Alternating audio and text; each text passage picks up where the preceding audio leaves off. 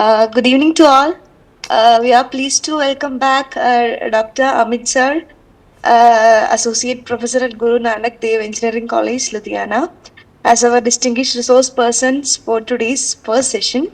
Yesterday's session conducted by him was highly insightful and very well appreciated by all participants. The content clarity and presentation were truly enriching, and the feedback received has been extremely positive.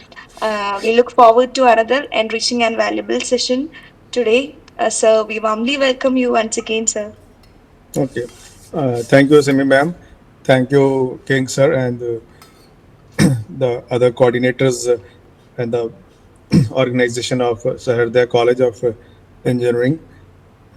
My dear friends, yesterday we discussed something about the typical aspects of machine learning and AI, and something about semiconductors and their incorporation of both the stuff.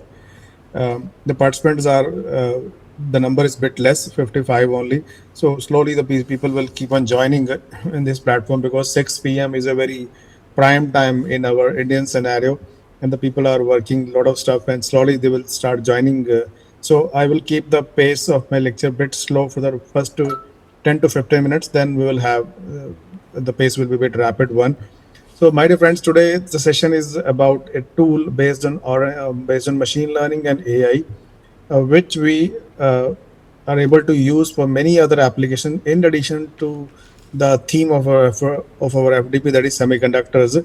So, please, again, I request all of you that if you want to learn something new thing today, if you are aware about Orange, can somebody acknowledge me if somebody knows about this tool called Orange, or all of you are new to this tool?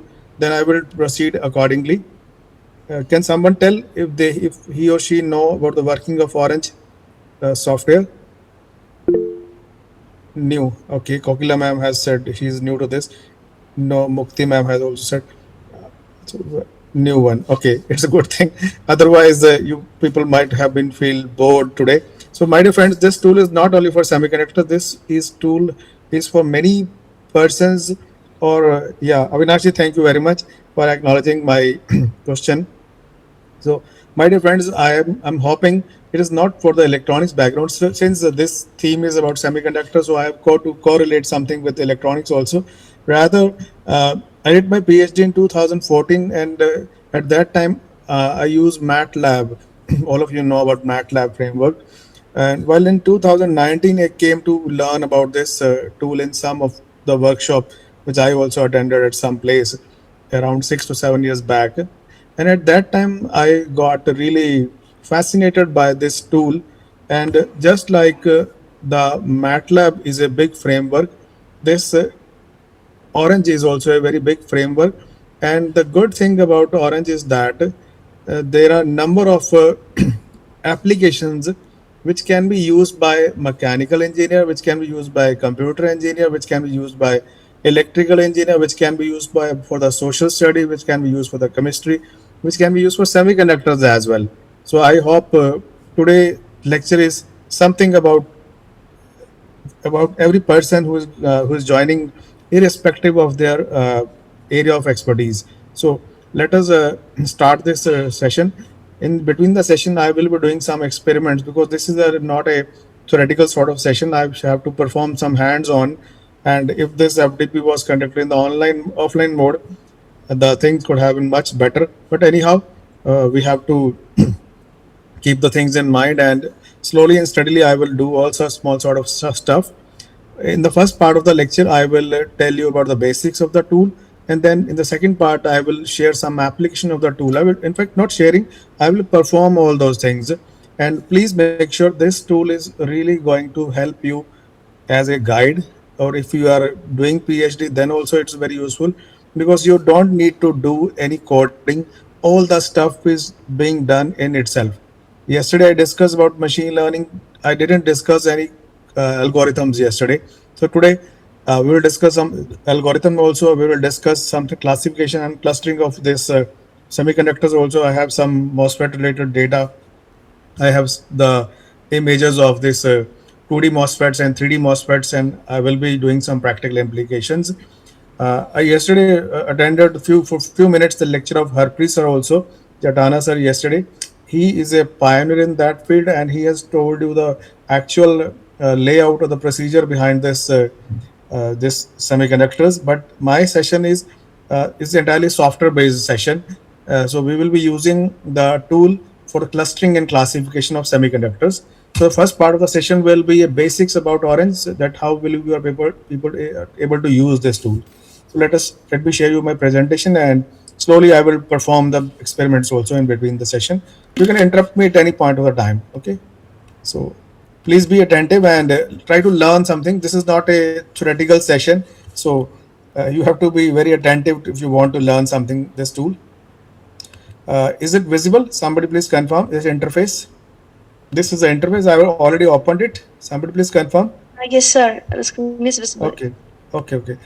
This is the icon of this tool. For the kind attention of the passenger. Somebody's mic is on. Please mute it. Okay, my dear friends. This is the icon of the orange. It's a bit heavy software, so it takes a few seconds to open it. So I have already opened this tool. This is called orange, and we will discuss all those stuff. Let's have some brief idea about this tool first. Then we'll start doing some experiment. You will find very useful for this tool any other purpose apart from this semiconductors also. I have to stick with the semiconductors, but you can use it for many purposes. You will find it. Okay. So my dear friends, let's come and back and join again for a very wonderful tool called Orange, where we will be using data visualization and optimization of VLSI designs. Uh, Not only VLSI, anything you keep in your mind, some application related to civil engineering, some application related to text mining, some application related to semantic analysis, some application related to image processing. I can do all that stuff. I need just data. I can tell your age also, that how many age years you are going to live. How many? I just need data of your body, some biological parameters, and I can tell you whether your body is prone to heart attack or not if I get the actual data. Okay, so the whole story is about the data, and this tool is going to process some machine learning algorithms on the data. But that data can be in the form of an image, data can be in the form of a numbers, data can be in the form of a text, anything you feel the type of the data. Okay. So my dear friends, why are we are going to attend this session today? So you will learn about a new tool called data visualization, which will be used for data visualization and optimization today. uh, After learning this, completing this session at around 7:30, I hope you people will be able to use your own data, and we will be able to predict something. Okay. My lecture will be basis on intuition. There is no complex mathematics, no statistics, no programming. The session will be completely hands-on today, and I will use some examples of image processing, some general example, and later on I will also show you some examples of VLSI in this session. But before that, for the next 15 to 20 minutes, let us understand what this tool is about. For the next 30 minutes, I will demonstrate the basic working of this tool. For the next last 20 to 25 minutes, we will be doing some practical application of this tool. So just a brief idea about this tool now. What this tool can do today: it was able to do data exploration. It can assist in data exploration, visualization. We are able to do clustering. I will perform clustering today. I can perform classification also. I can do predictive modeling also. Okay. And for this to cover the theme of the FDP, I will be classify 2D and 3D MOSFETs also today. Okay. So I will show you some generic examples also of image processing, and then we will classify this VLSI examples also, the 2D and 3D MOSFETs. So let us again think why we need such tools. My dear friends, the challenge for the this IC industry is the development of some methods to reduce the design complexity. Yesterday, I was discussing about some challenges faced by the semiconductor industry, and ensuing from the growing process variations, we want to curtail the turnaround times of this chip manufacturing. So, in this aspect, AI and machine learning has provided numerous automated approaches for handling that complex data that is which is being used in this VLSI design and testing. Now, you people might be thinking you are not from the computer background or you might not be knowing about the machine learning algorithms. So, no need to worry. Orange itself is a very handy tool. You just need to know about the basic functioning of the machine learning tool which you are going to use. Yeah, there are certain softwares in which you have to perform some coding of some machine learning algorithm. But in this tool, all the code is inbuilt in the form of in Python, which is not visible to the front end user. So you don't need to perform any coding here. What Orange can do, we have some AI and machine learning algorithms. When we are going to use in the VLSI design and manufacturing process, they will help us to understand the visualization, the picturization of all those processes in a very simple manner. Okay, so my dear friends, let us start from your research part. See, every area of research requires some visualization and some optimization of the data. Now, there are around 70 to 80 participants now. Not everyone is willing to learn coding. Okay. I was having a class at in my college today at 2:30, where the students were of second year today, and I was teaching them the first practical of the Python, that it was data exploration and data loading. And when I taught the students, they thought it to be a very simple one, that this is a very simple practical, that you have to load the data, read some CSV file, and then perform some data analysis, and you have to find the errors and the outliers. But you can imagine, out of 30 students, only 5 or 6 students were able to initially do the program in a very simple manner, while 25 faced problem in doing the basic program. It means the coding is not a simple cup of tea for everyone. Although after certain some small hiccups, all the class was able to perform, but still there are certain persons from the non-computer background. They are not willing to learn coding, or coding is not their cup of domain. So for those persons, such tools comes very handy. So the good thing about Orange is that Orange is an open source tool. You don't need to spend a single penny to work on. While MATLAB was a paid tool I use in my PhD, in the whole process, the whole data mining, whole task is done in the Orange through the Python. But we are not going to learn Python also today. Okay. So my friend from the non-computer background, you don't need to worry. And my friend from the electronics and other engineering background also, they don't need to worry about the Python concepts. We just need that how this tool works. Okay. So my dear friends, the the first impression, we are getting some idea that orange is a name of a fruit. Yes, it's the name of a fruit. The only thing which resembles which through by which it is given the name is that the icon is the form of a orange. Can you see? This is the icon I have shown. So the picture of the icon. This is the icon of the orange, and some animated character is wearing some simple specs. Okay.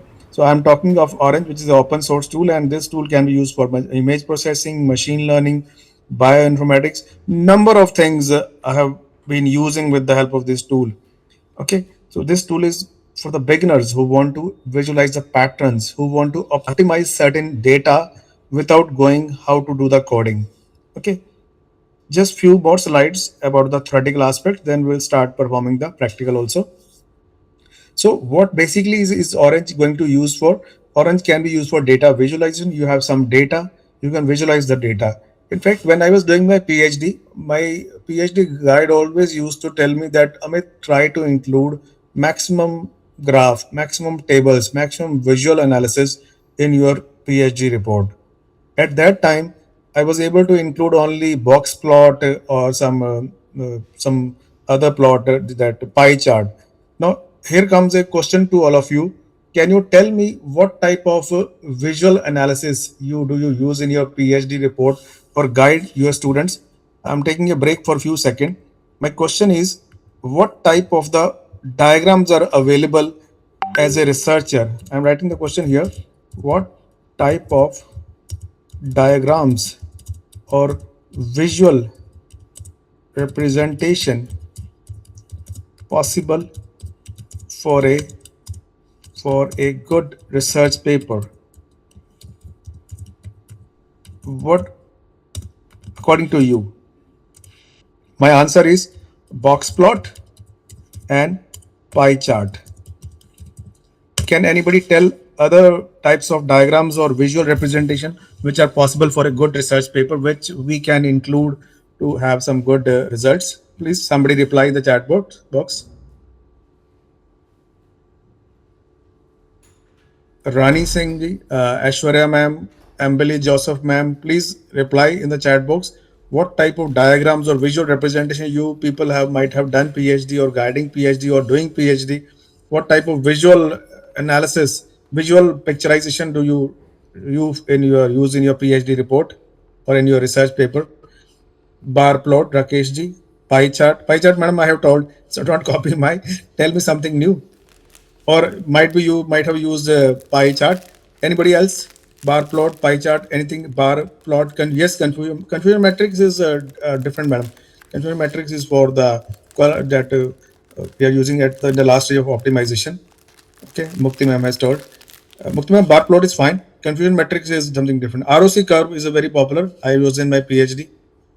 Any okay? Anybody else? Please try to give some reply. I use box plot in my PhD, and other plots are we might have heard in mathematics also. Venn diagrams. Histogram is Kokilaji. Histogram, so people who have done in PhD, yeah, histogram is very popular. Venn diagram, scatter plot. Yes, scatter plot. Prachi ma'am, I will be making some scatter plot today. Okay, I'm saying naming some more names. You might not have heard about these. Sieve diagrams, heat maps, dendrograms. Okay, have anybody of heard about these names also? These are also used for the different analysis. Scatter, sieve diagram, heat maps, dendrograms, hierarchical clusters. Okay, decision tree is very difficult to make, but within a few seconds I will make decision tree also. Okay, so might be spelling might be wrong because of the typing at a faster pace. So my dear friends, these are different types of the visual results which we can achieve in some our research paper. I'm again starting the presentation. So thank you all of you for acknowledging. Please keep on responding. This is a very interesting tool, and it's different from the other sessions because other people might be talking about their some their own research or some their research idea, but the hands-on sessions are really very useful if you listen to them very carefully. And already many of the people have acknowledged that they don't know about this tool. So my dear friends, please listen to the next 1 hour very carefully. That this tool is will be going to very useful for you.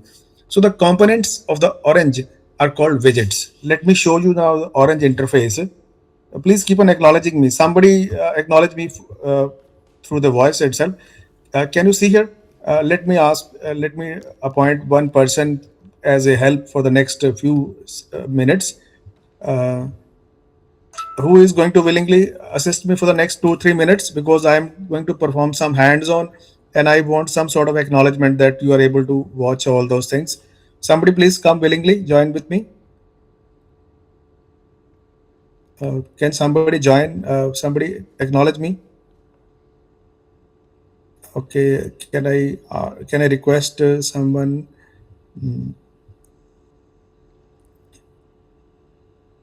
Please, can somebody acknowledge and join me through the voice? I want some voice help with him. Sangeeta ma'am, are you there? You were very uh, yesterday. You were very interactive. Sangeeta ji, Dr. Sangeeta Mangesh. Sangeeta ma'am might not be today here. Himani ma'am, Himani Bhatt. Himani ma'am, are you there today? I need one person as a assistance for the next 2-3 minutes. I will be performing. Hello. So I shall reply you, sir. Okay. Thank you, King ji, King sir. Thank you very much because it was taking a bit time. Okay, so please keep on acknowledging me. Okay, all those stuff. Okay. Uh, Okay, sir. uh, King sir, you can mute yourself. Whenever I ask you, you just unmute and acknowledge me. Okay. Okay. King sir will be my companion for the next 2-3 minutes. See the all these components in this orange, they are called these all component file. King sir, can you recognize this file, CSV file, data sets, SQL table, Yes, and yes, I can see. okay, Yes, and I'm moving it down. Data transform, select column, select transport, merge, yes, and yes, yes. again I'm moving it down. Visualize, Visualize. preview or box plot, violin plot, distribution plots. King sir, Yes. I just told in my box also a few seconds before that these are different types of diagram which we can make: scatter plot, line plot, bar plot, sieve diagram. So you can imagine how much visualization possible here. I'm moving it down. All the Model. classifiers, constant models, they CNN rule, calibrated KNN classifier, SVM, gradient tree, linear regression. Keep on moving it down, you will find out number of widgets. These all components are called widgets. Okay. Thank you, King sir. Please be interactive with me. Keep on continuing for the next 2-3 minutes. So my dear friends, what are the things which I've shown just now? They all were widgets. So what happened here? The widgets, with the help of widgets, we can do some data visualization, we can do subset selection, we can do pre-processing. All the working of the orange is done with the help of widgets. So this tool is a really open source tool and is very useful for the PhD persons or master person or even graduation persons in any areas of engineering or life sciences also. Even a person who is doing simple bachelor of arts also, he also need to make some reports. So he might be having some data, and with the help of that data he can make a very good diagrams. I will show you diagrams also. So, my dear friends, this tool is very simple to install. Go to Google, type Orange, and download the latest version. King sir, please keep in mind that when you download it, the machine can be 32-bit or 64-bit. You have to check it, and the different versions are available. Okay, so Okay, accordingly, sir. you can download the 64-bit version or you can download the 32-bit version. Okay, Now I somebody have can share. downloaded, sir. Now I Yes, have downloaded. thank you. Okay, thank you very much. But I will tell you there are many things you have to download. You must have downloaded the default version. Just Yes. wait for a few seconds. I'm going to tell you some more important things. So, my dear friends, Orange is a very smart tool. Uh, uh, I will be doing some wrong activity now. King sir, please mute yourself. Whenever I call you, then you can unmute yourself. Okay. So, my dear friends, it is a very smart tool. If you are trying to do something wrong, also Orange will easily identify that this is a wrong thing which you are going to do. We will do this thing. I will do some wild task now, and Orange will tell that you are not doing the things in a right fashion. So, my dear friends, this installation step is very simple. All of you are quite very well versed. So, King sir has also installed this tool. This is a link. You can share it from the Google also. You can see from the Google also. But you just need to check whether it's 64-bit or 32-bit. I hope this is not a big task. So, King sir has told that he has installed the tool. So, King sir, do one thing. Now come back again. Okay. It's actually You installing. It started installing. It's installing actually. Okay, okay. So Okay. don't worry. You have to go to Uh, options. You have to go to options and you have to click on add-ons now. When you click on add-ons, it will tell you the other toolboxes available in it. My dear friends, it is a framework. It has different framework like bioinformatics, educational, exploration, fairness, geo, image analytics. The certain toolboxes are already enabled. These I have already installed for the today's lecture. Otherwise, for networking, for bioinformatics, for biology, for social sciences, for text mining, you can find it. Uh, around I think 15 toolboxes available. Just like in a MATLAB, we have different toolboxes. Here also the different toolboxes are available. Can you see here unsupervised classification? King sir, can you see here? This is yes, unsupervised sir. Yes, classification. sir. Yes. Yes. Yes. So there are different types of unsupervised classification. There are different types of evaluation. Somebody was talking about confusion matrix. Somebody was talking about ROC analysis. Okay, so all those stuff are available here. You have to just point the mouse and it will tell the meaning also. I will tell the working also of all those stuff. Okay, slowly. So these are different supervised classifier, unsupervised classifier, different types of visualization.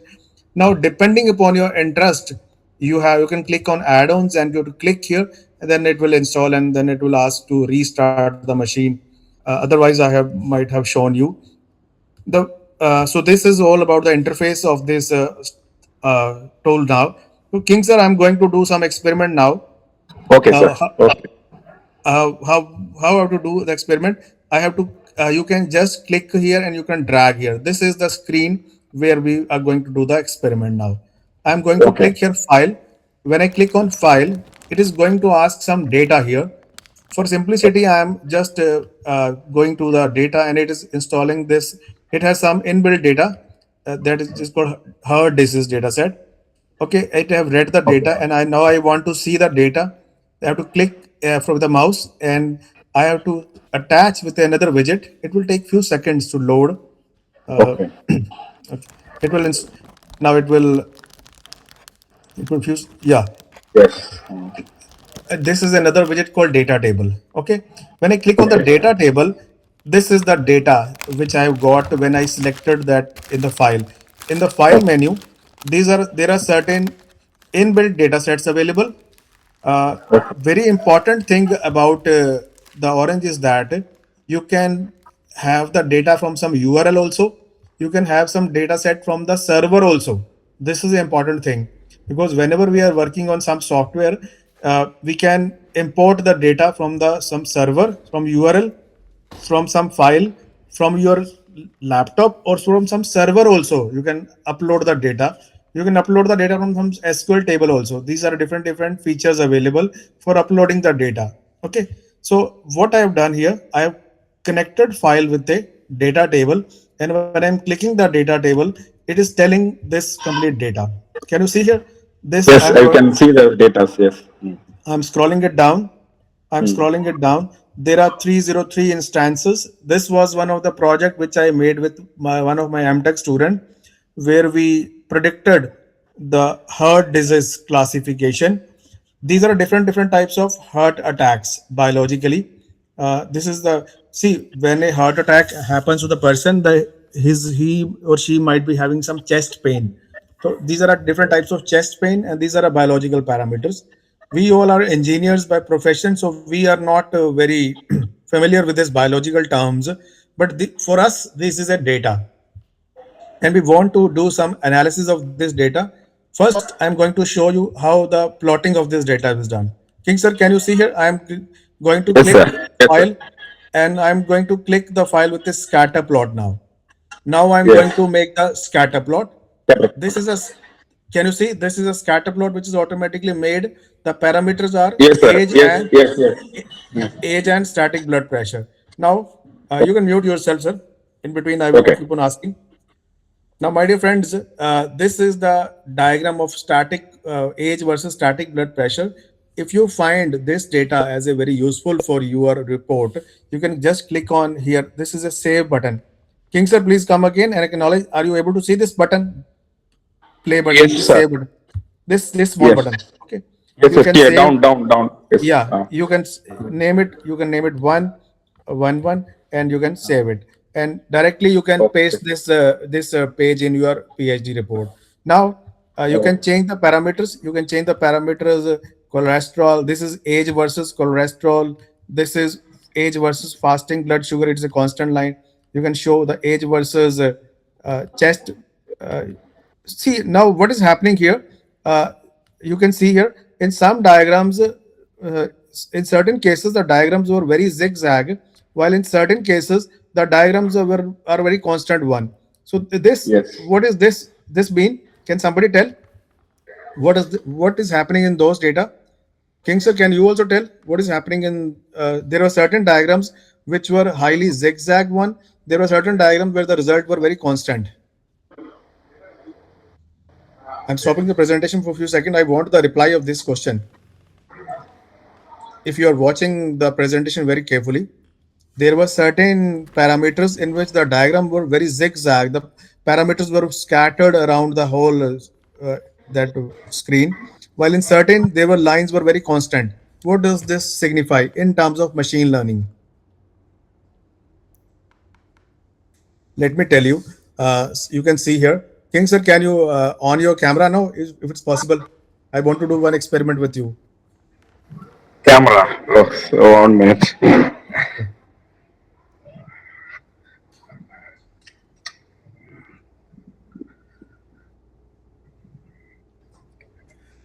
I want to do some experiment with King sir to Okay, 1 minute. represent. No, don't worry. Can somebody else also come if he she was comfortable? I want to show something with the assistance of one more person with me. That what is happening in those scatter plot. Please, can somebody? Otherwise, King sir is gone. Okay. Good evening, sir. Good evening, sir. Good evening. Uh, King sir, can you show your hand like this? Yes. Okay, all of you see here, there are certain features available in the King Sir hand or my hand. King Sir, how many fingers you have? Four?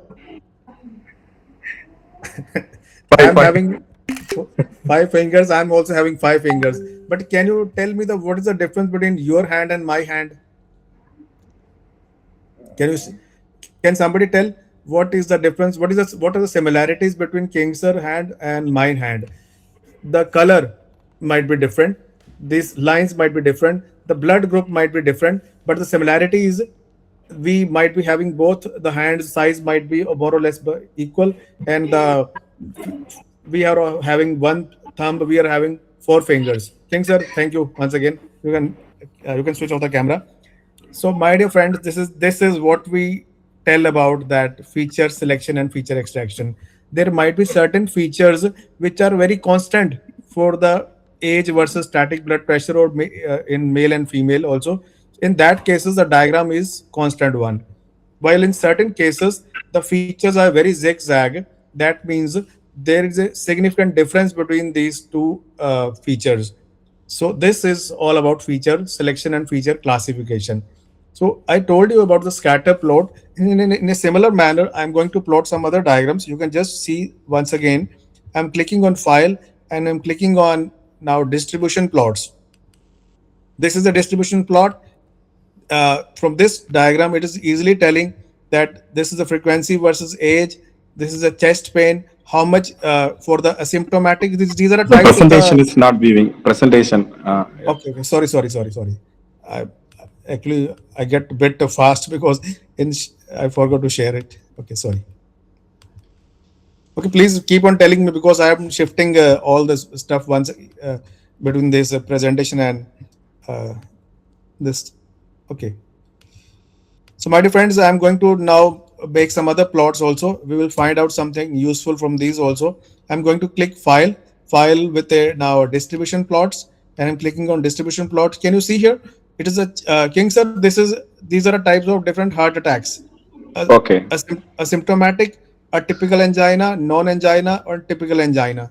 These are the biological terms of the heart attack. Generally, as a layman, we might be going to doctor and in case of heart attack, which I don't want happen to anyone, but we have generally heard in our normal life also that doctor says that you have a mild heart attack, moderate heart attack, or a severe heart attack.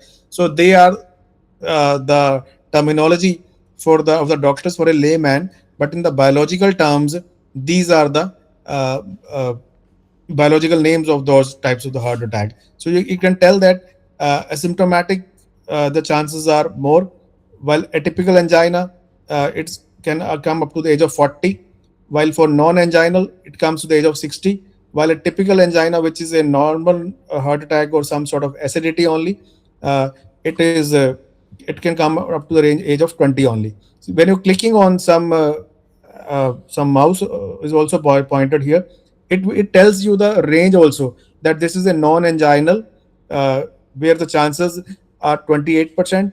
This is a, and I'm pointing the mouse here. When you point the mouse directly, the value will come that out of this. How many samples were in that this in those database? Can you somebody remember? There was Three not 303, 303. Yes. 303. So when I click here, it tells that asymptomatic there are 144%, and out of 144%, the percentage is 47.2%. Means when I'm going to click in this type of atypical angina, the number of persons are 50. So you don't need to do any hard work. The graph itself will tell its meaning. Now, as an researcher, we need to understand what sort of graph is suitable for your data. Now, I'm going to make some more diagrams here. I'm going to make, say, violin plot. Okay, violin plot is a very useful plot. It tells the intensity level. It tells the static blood pressure. That for asymptomatic, King sir, can you see here? For asymptomatic, the blood pressure Yes. is this Yes. range is this is 80 up to 200 plus something. For Yes. atypical angina is 80 up to this is bit less. For Less. Less. non-anginal, yes. For Very less. these are a cholesterol level in asymptomatic patient, uh, means non-anginal. For in this database, for the non-anginal person have the highest cholesterol level, while the typical anginal person has the less cholesterol level. This is static blood pressure by exercise. This is major blood vessels. So you can keep on clicking all those parameters, and out of the all those stuff, the parameters or the diagram which is very useful, it is your duty to find out some analysis from that diagram. So my task is just to tell you have some data, you make some plot, but as a researcher we need to analyze that plot, that how it will be useful for your research. So in this way you input some data and you can make some any other diagram. Let us see some more diagram. Let me show you this sill hood plot. Sill hood plot is something, it is telling the intensity level.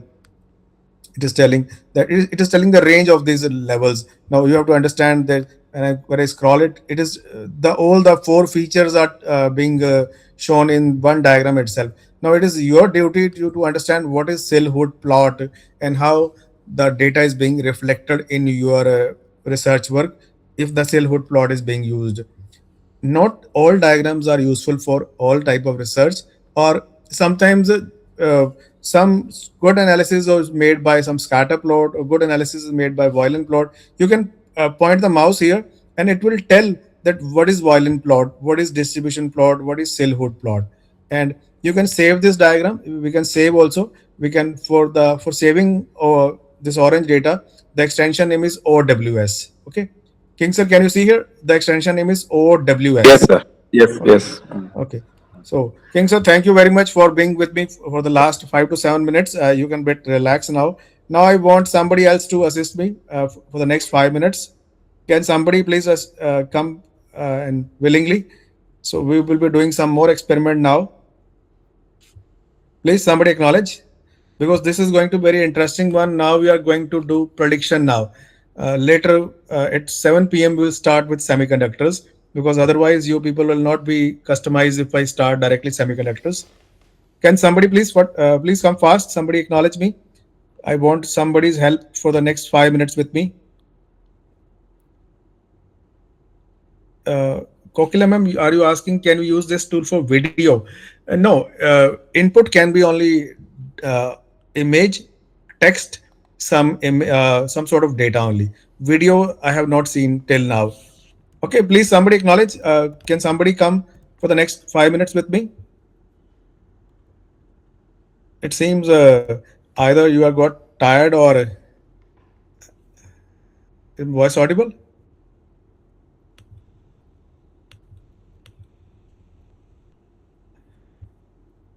It's audible. Audible.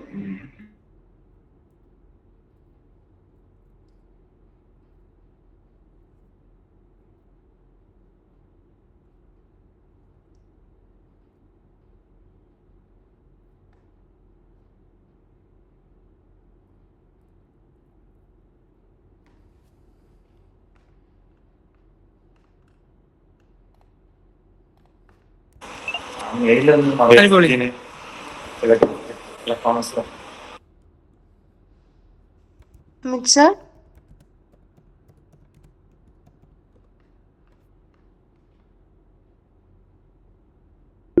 Amit sir, can you hear me?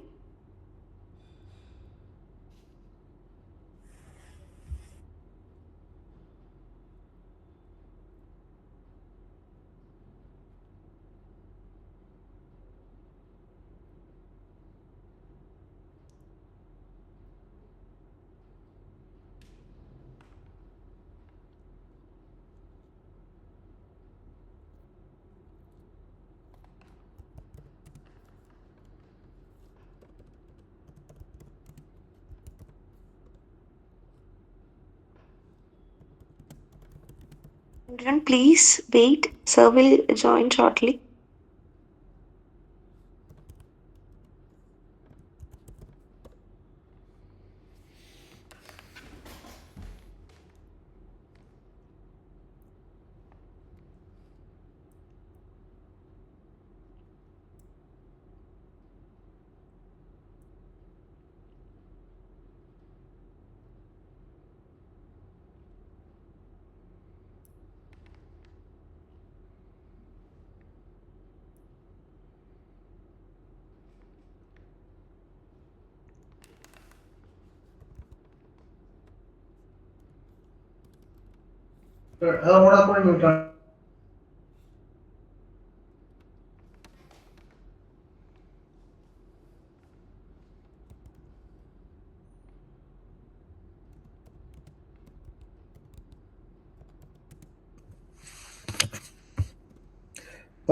Sorry, my dear friends, there were a bit a small power failure, so my Wi-Fi got disconnected for a few seconds. Is my voice audible? Yes, sir, audible. Okay, let me resume back again.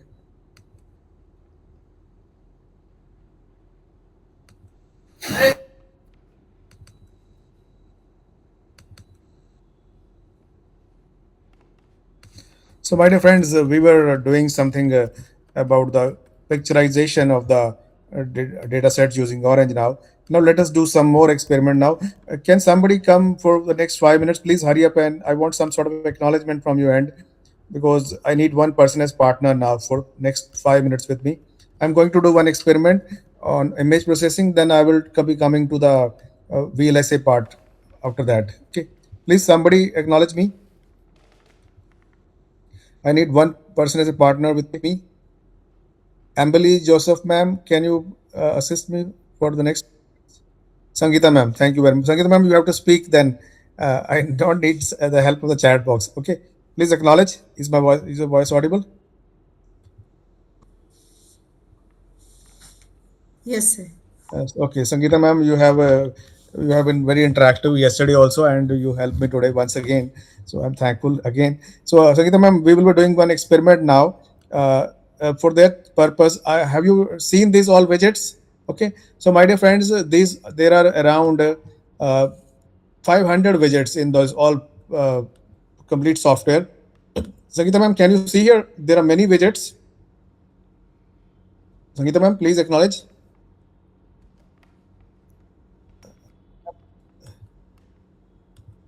No, you have to speak it because I'm doing the experiment. I'm doing the experiment. I need some voice assistance now. So, okay. Otherwise, I have to see the chat box again and again. Sakita ma'am, I'm going to do some experiment now.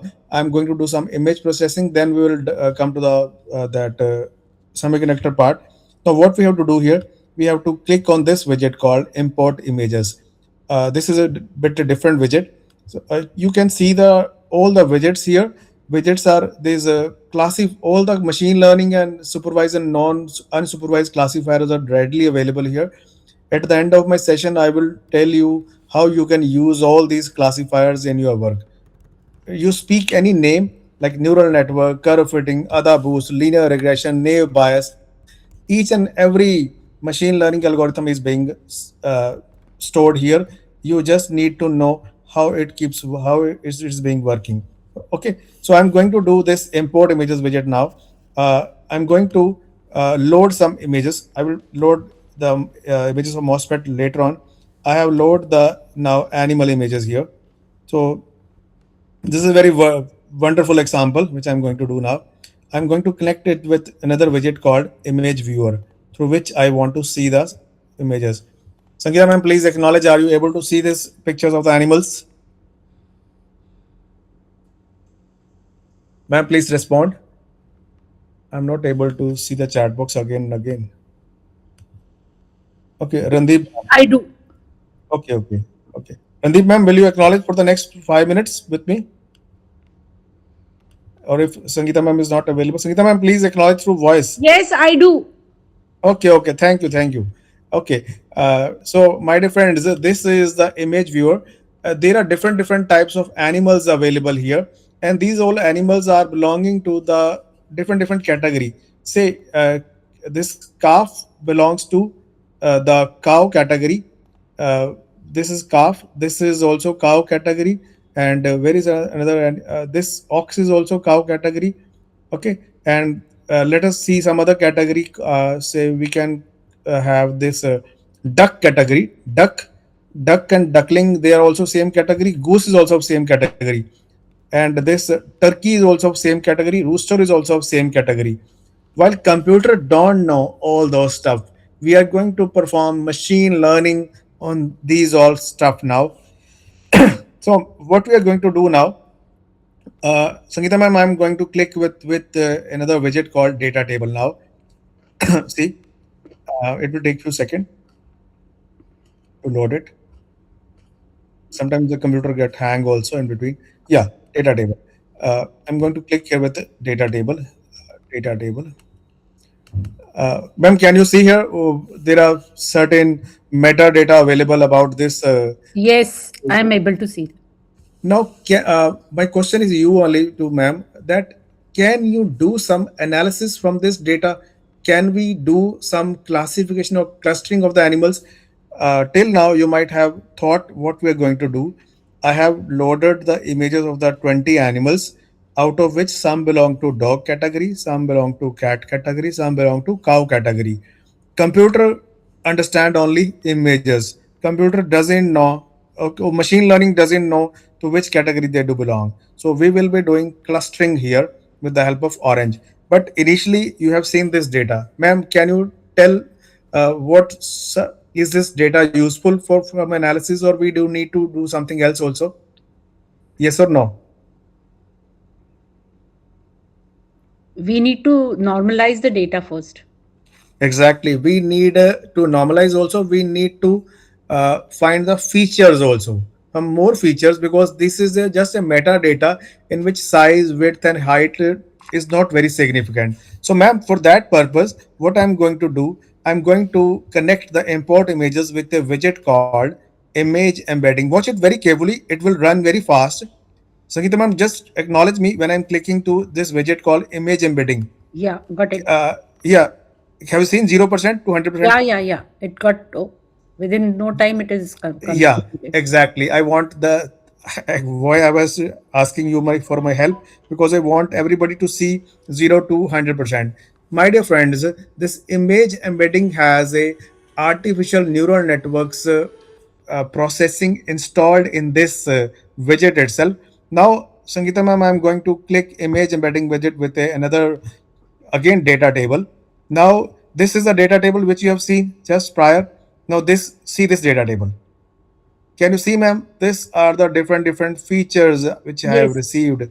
yes. Around 2048 features. And ma'am, can you see here? All these features are having some numeric values which are very difficult to comprehend by a normal human being. See, N0 is N some zero, feature. N one, N two. Yeah, Yes. there is a very minor difference between 0.21, 0.81, 0.04, 0.03. We as a human being cannot comprehend this data. For this purpose, we have ANN classifier, which is used in this uh, uh, algorithm now. Now, what I'm going to do now, madam, I'm going to compute the distance between each widget. I'm going to connect it to image embedding with another widget called distances. Now, what this distances widget do? This distance widget compute the distance of one feature with another feature. Suppose N0, there are features corresponding to the cat category. There are features corresponding to the dog category. There are features corresponding to the this cow category.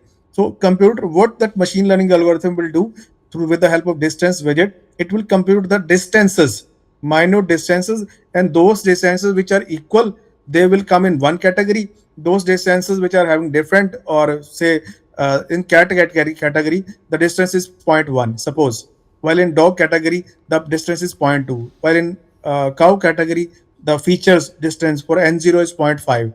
Okay, zero point 0.1, zero point 0.3, and zero point 0.5, let us assume. So this distance widget will automatically calculate the distances between those features, which is N0 to 2048 features. And now we are going to watch with the help of machine learning that how computer will make, how machine learning algorithm will make clusters of the animals which belong to similar category. Let us watch it now very carefully. Let us do. I'm going to show you once again. I'm going to click it distance. I'm going to click it with another widget called hierarchical clustering. Hierarchical clustering is another widget through which we get a diagram called dendrogram. This is dendrogram. Sangeeta ma'am, can you see? This is dendrogram, and I'm going to click on any cluster. You will find the all the animals which belong to same category are grouped together. So this is clustering. Uh, Let us see any cluster. C1 is hen and rooster. Let us see what was hen. Where is hen? Hen is this, madam. Hen is this, and where is roaster? This is roaster.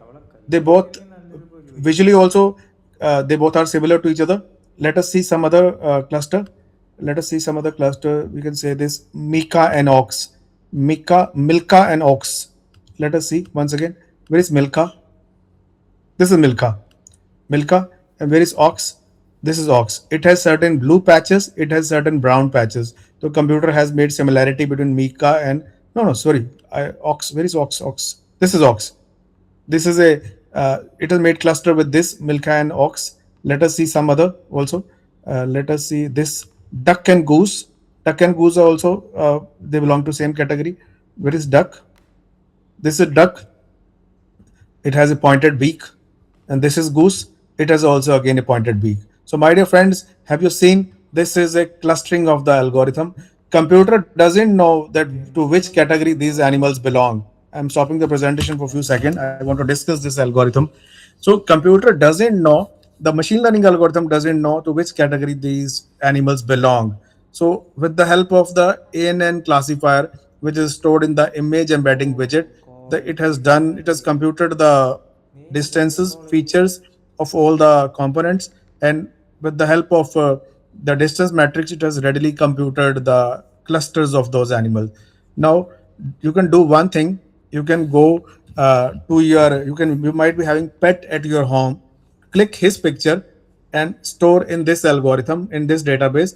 And if your algorithm is able to uh, accurately cluster the dog with a dog only, the algorithm is correct.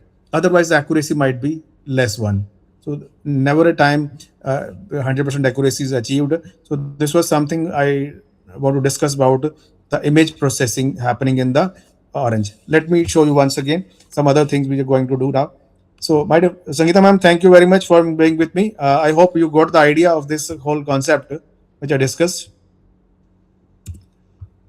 Okay, ma'am. Ma'am, please have you? Yeah, thank you. My pleasure, sir. Thank you. Okay. Okay, my dear friends, I let us move forward now. I want to show you something about MOSFETs now, because our area of the concern is semiconductors now. So let us move forward to VLSI part now. Let me. Is my presentation visible? Is the presentation visible? No, no. No, sir. Okay, okay. No, Sorry, no. sir. Sorry. Actually, but when I stop the presentation because I want to discuss something. Okay, let us move forward now. Uh, I hope this is visible. So my dear friends, we are going to do. You can do one thing. I have discussed the violin plot recently. Also, violin plot is why it's called violin plot, because it resembles the shape of a violin, that musical instrument which we have seen in movies also. So what we are going to do, we want to visualize the distribution of the features value in the violin plot, and you have some input data. You can see the output data also. The violin plot, this widget will show the distribution of the quantitative data across the several levels of the categorical variables that can be compared. I'm going to show you with the help of example also now. So what I'm going to show here, I'm having some MOSFET data. I have a MOSFET data sheet. Let me show you that sheet now first. Uh, this is the MOSFET data sheet. This is the this is a MOSFET data sheet. uh, People from the electronics background might be aware of these terms: VDS, VGS, and ID. Drain current. Okay, some voltage sources. Is it visible? this is some data. Okay, and this data is very difficult to comprehend. It is in some exponential form. Are you able to see? This is a huge data. Please, can somebody acknowledge? I am having a very big data of the MOSFET. In fact, I Yes. am having 25,000 entries. Okay, 25,000 entries of VDS, VGS, and ID. I'm taking that is this MOSFET data. Now I'm comprehending it with this orange tool. So, my dear friends, those from not the electronics background, let me tell you, I have a MOSFET data sheet where I'm having the three parameters. One is called the drain to source voltage. Uh, just a brief about these three terms. It represents the maximum voltage that can be applied between the drain and source terminal. And another is the gate to source voltage. It is a voltage needed to turn on the MOSFET on or off. People from electronics background might be very familiar with these three terms. And third is the drain current, the current flowing through the drain terminals. Now, these parameters are very crucial for understanding the operating characteristics of the MOSFET. Now, what I have done here, uh, although this diagram is of the some other data set, but what you can do, you can install Orange, you can load the data set and as a CSV file or a tab file, you can connect it with the violin plot, and with the help of this violin plot, you will find out this. You can observe the statistical properties of any data set. From that 25,000 data set I have shown you in the previous in the table, you are not able to comprehend that what is being shown in 25,000 entries. But this violin plot will give you the graphical and statistical representation that how much is the lowest value, how much is the highest value of a particular parameter. So this is another wonderful thing which we can do with the help of visualization. Okay, another is a cell hood plot. We can skip this. I think there's no need here. I've already discussed cell hood plot. So heat map I am going to skip now. Let me come directly to the VLSI part now. I've already discussed the image processing. Okay, let's now discuss some visualization of the VLSI design now. For the next 5 to 10 minutes, we will discuss something about VLSI also. So, my dear friends, VLSI is a process of integrating hundreds of thousands of transistors on a single silicon semiconductor microchip. But as a machine learning engineer, my task is not about the electronics concern. My task is that what sort of chip is being designed when it's being visualized. Can the computer be able to tell whether it is a 2D MOSFET or whether it is a 3D MOSFET?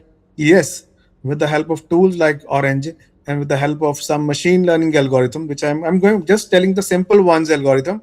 I have not gone into the details of the machine learning algorithm. So uh, it will definitely such algorithms, if we are going to find this particular very, it will be very attractive since it will allow for a significant cost reduction also if we use some machine learning algorithms at some stage of this data driven technologies in our semiconductor design. Why we are going to use image processing for VLSI? Actually, when I was preparing this session, one of my friend is a professor of electronics in Greater Chandigarh, and I asked that his name is Dr. Sandeep. He's a very renowned professor of electronics, and I asked Sandeep sir, sir, is image processing, image classification possible for VLSI design? Then he gave me some tentative idea that yet Amit try to do some experiment on the 2D and 3D MOSFETs, because chip manufacturers they want to leverage this technology of image processing. Until now very few people might have explored this area. So unlike image processing where large amount of data was available for me, if I consider animal images, if I consider any other data set, I choose the data set of VLSI where I've got some samples of 2D and 3D MOSFETs. I will show you them all those stuff again here. Let me show you those stuff now once again. This is sorry. These are the can you see here? This is a these are some 2D MOSFETs, some 3D MOSFETs. Okay, can somebody acknowledge me? Are you able to see? Yes, sir. Yes, sir. Okay. This is another 2D MOSFET. Some MOSFETs are 2D, some MOSFETs are 3D. But for me as a computer engineer, these are just images. Okay. This is a nano sheet. Okay, for your understanding, I have classified the two categories as by naming them as starting as F and certain samples as M. Okay, so my dear friends, I'm just doing this experiment for your understanding purpose.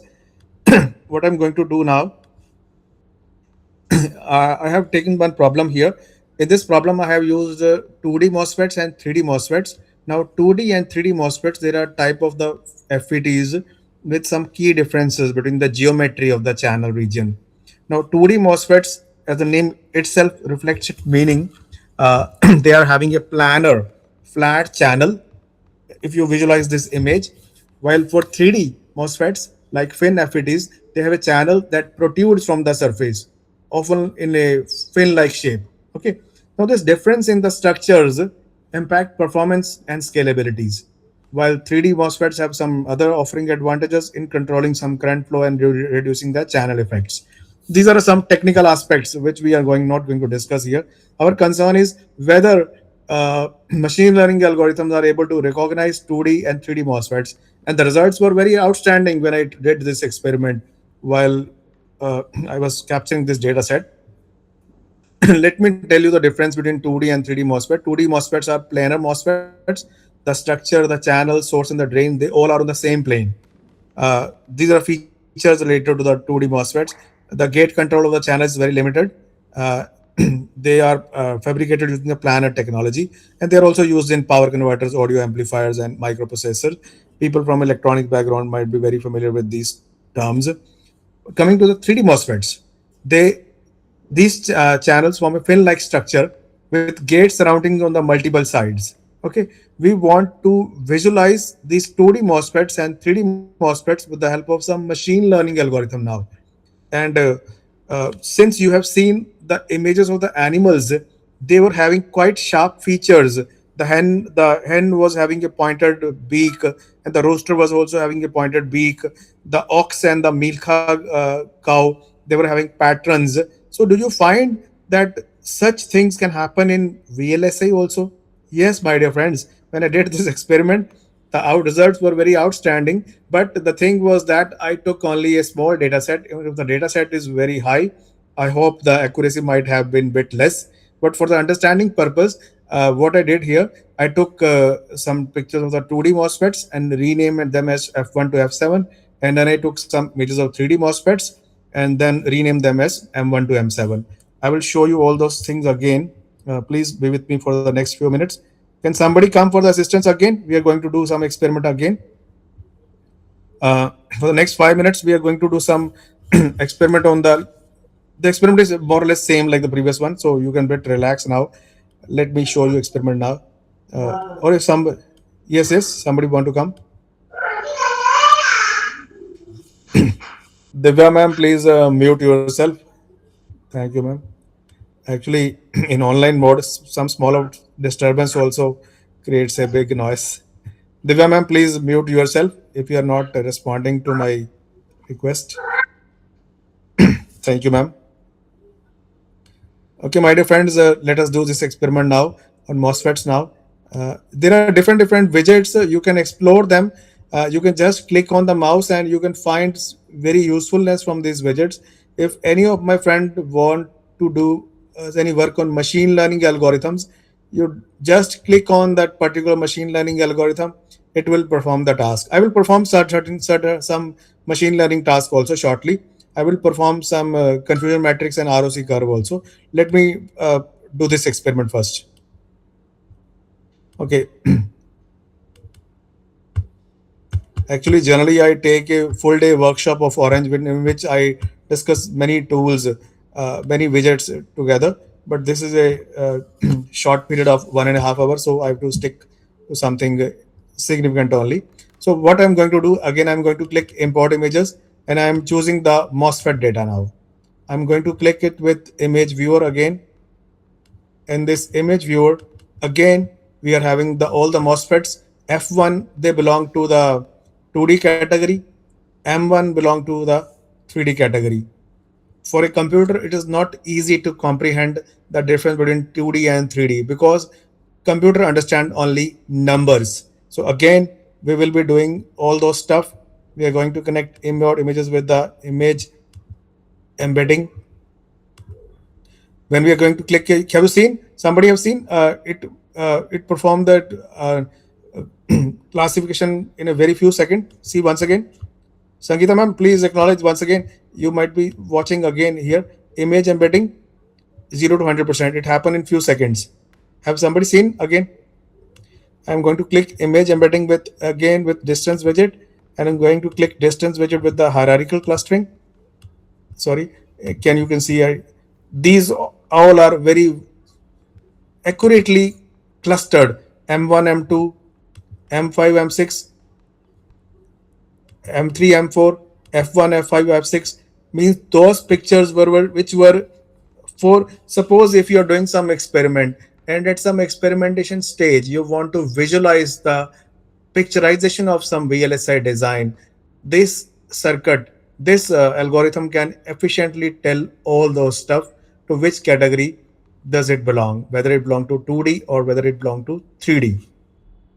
If you have a very big data set, then you can optimize your results also. For that purpose, I'm going to show you some basic machine learning classifier. Is it clear? Anybody please acknowledge? This was something about the classification of the VLSI design of 2D and 3D MOSFETs.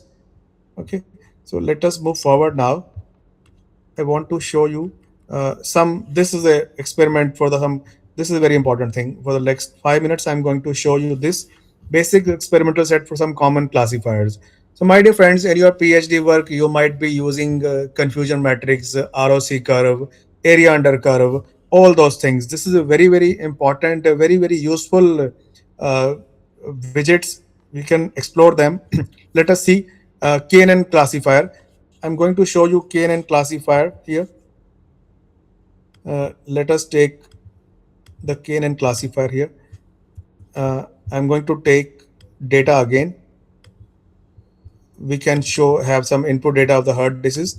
I'm going to click it with data table. Data table. I'm going to click it with classifier called KNN. Okay. So this will, when I click on KNN, give the number of neighbors. Okay. And in the next slide, I'm going to show you something else. Just wait for 1 second.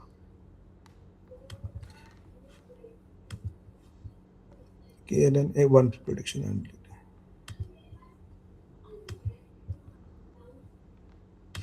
I'm going to put predictions.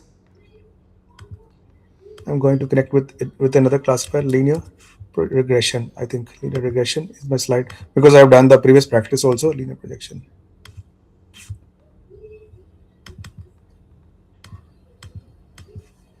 Just wait for 1 second.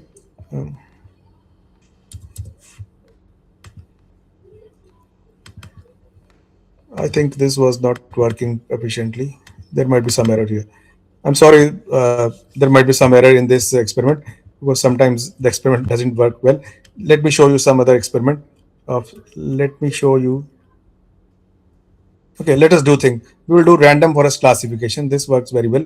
We will do all. I'm going to click it file, selecting the hard disk data set again. Okay, and I'm going to click it with data table.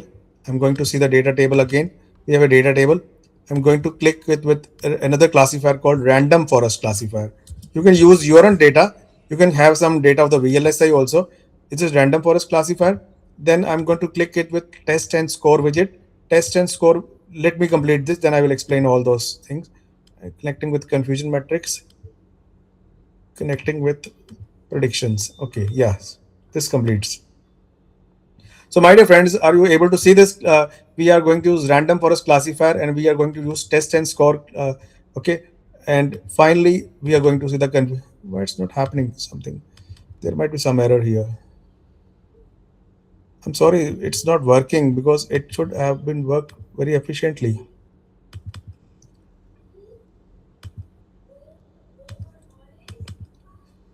There is some error here.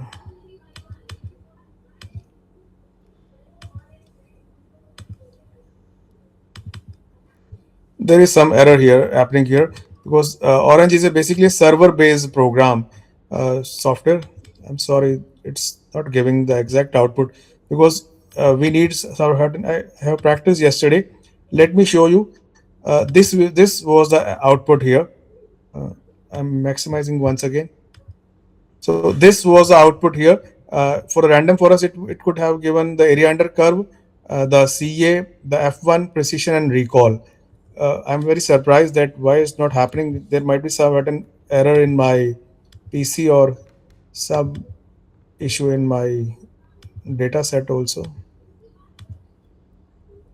Okay, it is not allowing something insufficient. Yes, it is not allowing. I told you in the start of my lecture that Orange is a very smart tool, and it is giving question mark here that you are choosing a wrong data set. So in a way, it has told me that Orange is a smart tool. Otherwise, the results were why the results were not coming because my data set was wrong here.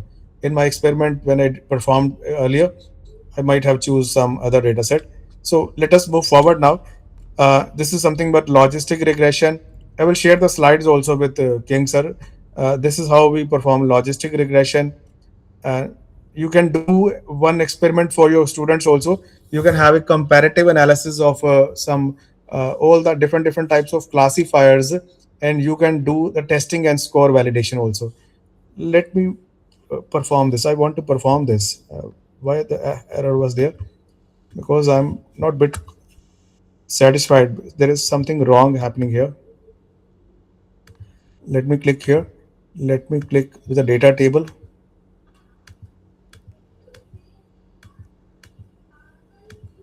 I'm clicking here a widget called test and score.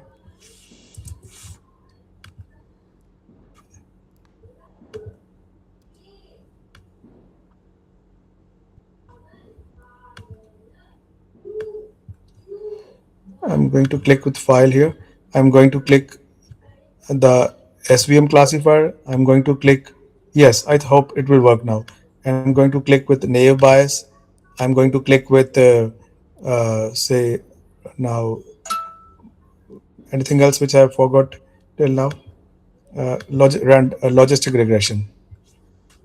Yes, and now I'm going to do the predictions. Please just watch it very carefully. It will give very wonderful result. This is the ROC analysis. Okay, I hope it might have worked properly. Yes, thank you for being patient with me. See, my dear friends, I'm going to use here. I want to use here. Suppose you have some VLSI based data in your data set, some numerical data, some sort of MOSFET data. What you use a test and score widget. You can apply different types of classifiers, say SVM, random forest, naive bias, logistic regression. You need to understand the terminology of all these classifier, and with the help of this ROC curve, you can have a very good comparative analysis of the four types of classifier. You can click on the test and score widget. You will find the area under curve in which was area under curve is best in case of logistic regression. Mean correlation coefficient is best in case of out of this four classifier, the logistic regression seems to be the best one. So this is area under curve. Similarly, you can plot the confusion matrix also, and you can also get a area ROC curve for these all diagrams. For ROC curve is sorry already displayed here. You can see the ROC curve and just click on the diagram which you want. This is the ROC curve for the SVM. This is the ROC curve for the random forest. This is the ROC curve for the day bias, and this is the ROC curve for the logistic regression. You can save them. You can plot them in your report, and it will be a very useful outcome for your experiment. You only need the relevant data corresponding to your experiment. If you are working for any MOSFET data, try to do some experiment and get the MOSFET data, apply all sort of machine learning classifiers, and you can get a very good comparative analysis of all those stuff. So let me move towards the next slide. These all data sets are available in the Excel form. I will share these slides also. You can download these data sets at which are available on a GitHub on this data set. And this completes my presentation for today. What you can take away for your home today, I discussed in another one tool called Orange, where I discussed the basic tools, widgets, because there are a number of widgets, around 500 widgets were there, but I was able to tell only 20 to 25 only in this stipulated time. I discussed about the significance of graphs for the PhD report and different types of graphs like save diagram, scatter plot, dendrogram. Uh, we I show them practically also. And for the 5 to 10 minutes, we discuss about some image processing. While this tool is very useful for the faculty members who are teaching machine learning, data mining, image processing at UG and PG level, the usefulness of Orange in VLSI is at very nascent stage. Okay, because for a machine learning algorithm, the whole stuff we what we need is some data, and when we get some data, we need to optimize those data. And I hope in the coming years to come, when we are going to use machine learning algorithms or AI based algorithms, what will be the ultimately the output of the algorithms where we are going to apply in the semiconductors, we will be getting some numeric values, and based on these algorithms, that numeric values will be comprehended to prove their accuracy. So these are the things which I've shown for VLSI also. And thanks for listening again and being interactive once again with me. This is the end of my session. Still, if you want to ask any doubt, I am here. Otherwise, I feel I am able to tell you something new tool again, which is very useful for machine learning, which is very useful for AI. And although it is a very nascent for the semiconductor industry, because we are really looking some challenges in this area, and definitely such tools will be very useful in the future when we are able to uh, incorporate the data driven technologies with the semiconductor industries in the future. King sir, this is was from my side. Thank you, Palvinda ma'am. I hope Anyone all of have you learn some. questions? Please unmute your mic and ask your questions, doubts. Actually, my pedagogue is very bit different one. I keep on interacting, so very rarely I feel any person asking me any doubt, because I generally tempt them to ask the doubts in between of my session itself. So anyhow, you are all welcome. Thank you, Mukti ma'am. Okay. Thank you, Sangitam. Thank you, King sir, for with me for at least 10 to 15 minutes. Uh, So, we extend our sincere thanks for handling the 2 day session in such a detailed manner. The sessions were extremely well structured and highly informative. I think Sir's ability to explain the complex concepts in a clear and engaging manner made the learning experience meaningful for everyone. We deeply appreciate the level of detail provided throughout the sessions, the practical insights shared, and the way the content was connected with the real time academic and industrial relevance. The sessions have not only enhanced our understanding but have also added a great value to the overall objective of this faculty development program. We truly grateful to you, sir, for your time, effort, and commitment over these 2 days, and for sharing your expertise generously with us. Once again, thank you so much, sir. Thank you, my dear friends, and we will meet some other day. Thank you, King sir, Sangeeta ma'am, Simi ma'am, and how is Veka is with respect to Orange, madam? Veka is almost similar to Orange. You have asked this question at a very later stage. In fact, when I was doing my PhD, Sangeeta ma'am, at that time, Veka, that University of Waikato, floated one course, and I attended that course with very good zeal. It is quite similar to Veka, but now the these different toolboxes are being added. In addition, Vega is bit obsolete one we used in when I was doing my BTech or in my starting of my career. So nowadays, Orange is very popular, and new tools like World Happiness Index, bioinformatics, they are not available in Vega. The basic machine learning classification is available in Vega. So thank you for reminding me about Veka. My dear friends, Veka is also a similar tool which Sangeeta ma'am told, and it is available free of cost. And they have it was launched by University of Waikato in New Zealand. They started. Sangeeta ma'am, do you acknowledge it was started by University of Waikato in New Zealand when they started this course? Okay, Yes. okay. I learned that course, that tool also way back around 10 years back. Yes. Okay, so okay. When I did that, that is why I recollected the same thing. I also did, ma'am. Long Actually, time back. yes. What happened in our computer line? We keep on changing. We keep on learning new things. I hope I in 2015 I studied about Veka. Yeah. Oh, Same okay. here. Same Okay. here. Okay. Thank you. Okay. Okay. Thank you, my dear friends. Thank you once again, King sir, and for providing an opportunity to give back-to-back two sessions. And I really enjoyed the interaction with all of you. And I have a very good friend in South India, in Kerala also. So someday, the earth is round. We'll meet some other day. So thank you once again, and hope you enjoy the other sessions also. Thank you once again. Thank you, King Thank you, sir. sir. So I think let's start our next session. So next session is handled by Dr. Arvind Dhingra. Am I audible, sir? Yes, ma'am. Okay, sir, we are deeply honored to welcome Dr. Arvind Dhingra, Executive Director of Science and Technology Entrepreneurs Park at Guru Nanak Dev Engineering College, Ludhiana. Sirs bring with him a rich and admirable professional journey spanning 29 years of experience in the academic and technical domain. Sir has been playing an important role in promoting technology based entrepreneurship, incubation support, and startup development through STEP. Along with his administrative leadership, he also serves as a dedicated faculty member in the Department of Electrical Engineering and contributes actively to various innovation and skill development initiatives. His academic contribution include the presentation of 112 technical papers, with 10 of those focused on energy conservation through energy audits at both the national, international, and conferences and journals. We are grateful to have Sir with us today to guide and lead this faculty development program. Once again, welcome, Sir, and over to you.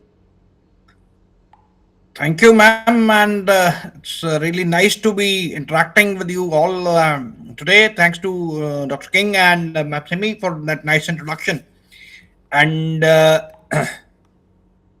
so, before I begin, I would just like to share what we do in at STEP. I believe my screen is also visible now. Yes, sir, it's visible. It's visible. Very good. Thank you. And let me just put it in the slideshow mode. Where is it gone? Yeah, let me do it from here. Just for a moment. Yeah. So there we are. All right. So it's really nice to be interacting with you all this evening, and it's really a matter of pleasure to be for me to interact. So, just talking about the organization I come from and the genesis, why I'm doing this, cybersecurity for AI-enabled semiconductor systems, is that we started this institution called Science and Technology Entrepreneurs Park way back in 1986, when the word incubation was in fact incubating at that particular point of time. And we have got approximately 28 physical incubators working with us in our incubator. 12 of them are in the manufacturing sector, 14 of them are in the software sector. They are doing a lot of work on app development, game development, and customized software and all that stuff. And AI, as we all know, has is the buzzword these days and has caught up with everybody around the globe. And now people have started discussing on the perils also of AI and how we can make it safe for humans. More so, cybersecurity for AI is a very important topic, and in the sense because lot of internet related frauds are happening using AI, with all those cloning being done of your voice, of your persona and all. And then we are talking of cyber security for AI enabled semiconductor systems. So semiconductor systems, we all understand, are gaining a lot of importance because of number of factors. Growth in computing is one. Then is the growth in the non-conventional energy resources, where a lot of semiconductors are being used. And so for that designing part and for that kind of uh, research, we need to discuss this stuff. So I would welcome any questions in between anybody has, and I would try to answer them to the best of my ability. So with that brief introduction, let's begin with this. Just a moment. Yeah. So artificial intelligence, we are all aware, refers to the development of computer systems that can perform tasks that typically require human intelligence. Tasks will include learning, reasoning, problem solving, understanding, natural language, and perception. And AI systems employ machine learning algorithms to analyze data, identify patterns, make decisions. They can adapt and improve their performance over time without explicit programming, learning from experience.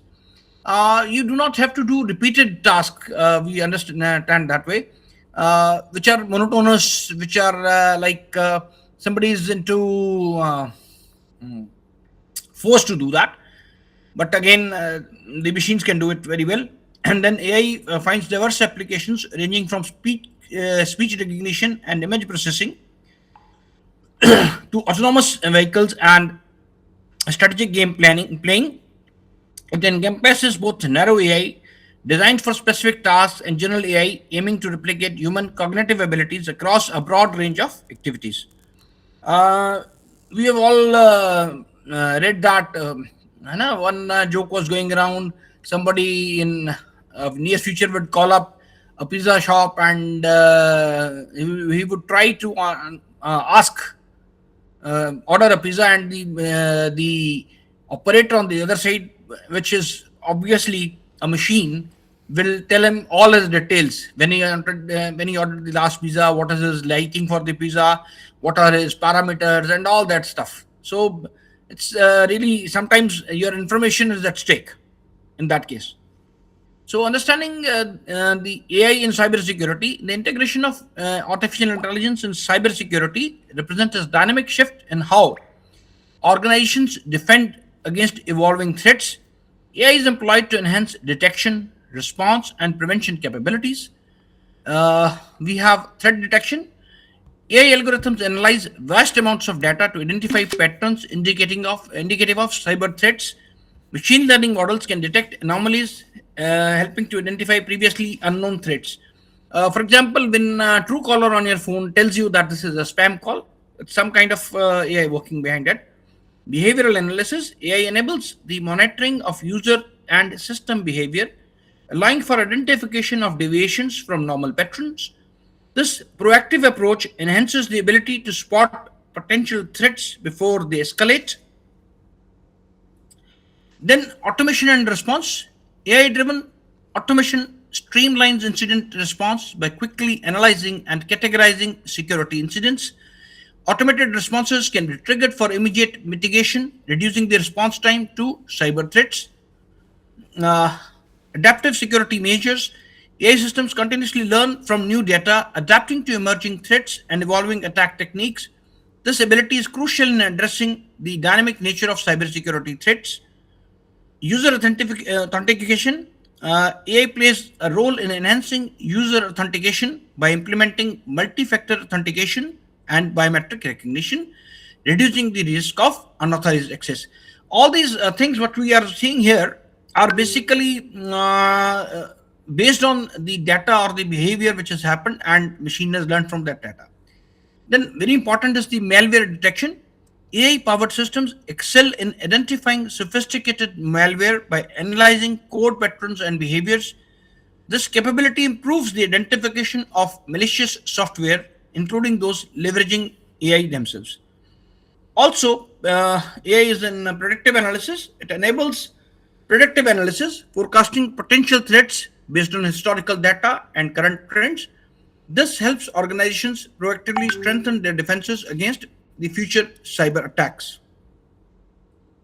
Now, how the cyber threats have evolved over the years, increased sophistication. Cyber threats have evolved from simple, easily detectable attacks to highly sophisticated and nuanced strategies. See, what has happened? Initially, it was a very simple way. They would call you on the telephone and tell you that you are under, you have to deposit this much of amount, and some transaction has happened. But now they create a scene, and highly sophisticated scene, and then they can show you your loved ones are in their captivity, and all those stuffs can be done.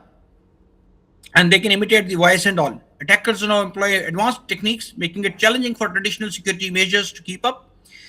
Diversification of targets.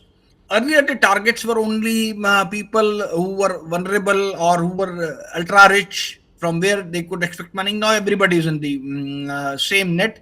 Even you and I, our bank accounts can be you are at stake because of this cyber threats. The range of targets for cyber threats has expanded beyond individual users to encompass large enterprises, critical infrastructure, and even entire nations. This diversification poses significant risks as cyber criminals seek financial gain, political motives, or simply to create widespread disruption. Global interconnectedness. The evolution of cyber threats is closely tied to the growing interconnectedness of the global digital landscape. The internet's expansion and the increasing reliance on interconnected devices have created a broader attack surface, allowing cyber threats to propagate rapidly and impact diverse sectors across the globe. Now, what are the types of AI attacks which are happening? They are adversarial machine learning, deepfake attacks, or AI powered malware. Let's discuss them one by one. Adversarial machine learning. Here, the characteristics are purposeful manipulation.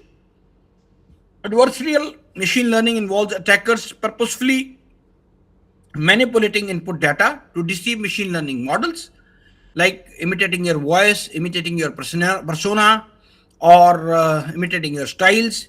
By making subtle alterations to the input features, adversaries aim to exploit vulnerabilities and cause the model to misclassify or make incorrect predictions, so that your results are different. Evasion and misclassification. Adversarial attacks often focus on evading detection or causing misclassification. Attackers use techniques like adding perceptible noise to images or tweaking input values to trick machine learning algorithms into producing inaccurate results, compromising the reliability of the model. Continuous cat and mouse game. As machine learning models improve in detecting adversarial attacks, adversaries adapt their methods, leading to a continuous cat and mouse game between attackers and defenders. This dynamic challenges the development of robust machine learning models that can withstand evolving adversarial strategies. See what is happening. As they say, whenever you have a lock, you develop a new lock, the thieves develop the key to it. So this is similar to that in the cyberspace also. And the deepfake attacks, they pose a substantial threat to individuals and organizations by leveraging advanced AI to create convincingly realistic manipulated content. They can just show you that this is happening on in real world. These maliciously crafted videos or audio recordings can damage reputations, spread misinformation, and incite mistrust. Individuals may face personal harm as their identities are exploited, while organizations risk brand damage, financial losses, and erosion of public trust. The potential for deepfakes to deceive and manipulate poses significant challenges for cybersecurity and underscores the critical need for advanced detection and mitigation measures to protect against the multifaceted impacts of these deceptive AI-driven attacks. And the AI-powered malware. AI-driven malware represents a paradigm shift in cyber threats. Infused with artificial intelligence capabilities, this malware adapts and learns and evolves, making it highly sophisticated and difficult to detect. You would not be able to differentiate between a program which is free of virus and a program which is a virus itself. Its autonomous nature allows for dynamic targeted attacks, posing a significant challenge to traditional cybersecurity measures, necessitating advanced defense strategies. Now, AI in semiconductor technologies, this is used for design automation. AI enhances design automation by accelerating the circuit design processes, enabling engineers to create more efficient layouts, optimize performance, and reduce time to market for new semiconductor products. See, these are the days of competition. If somebody is going to invent faster, he's going to gain a faster market access, and he's going to gain the market leadership. That is the key to the profit making. Then predictive maintenance. AI-powered predictive maintenance tools anticipate equipment failures in semiconductor fabrications, fabs, minimizing downtime, enhancing production efficiency, ultimately supporting higher yield rates and lower operational cost. In this case, we are able to predict, or we are able to have a certain kind of a model which predicts that the semiconductor's life is going to be over, or this is going to be a problem in a near future, so which we can always take care of at a earlier stage, so as to prevent longer downtimes. What is the importance of AI in semiconductor industry? It is enhanced design. AI optimized chip designs, reducing time and cost significantly. They help in designing the chips at a very fast rate, and interconnection of chips, and also you're able to visualize what is going to be the output.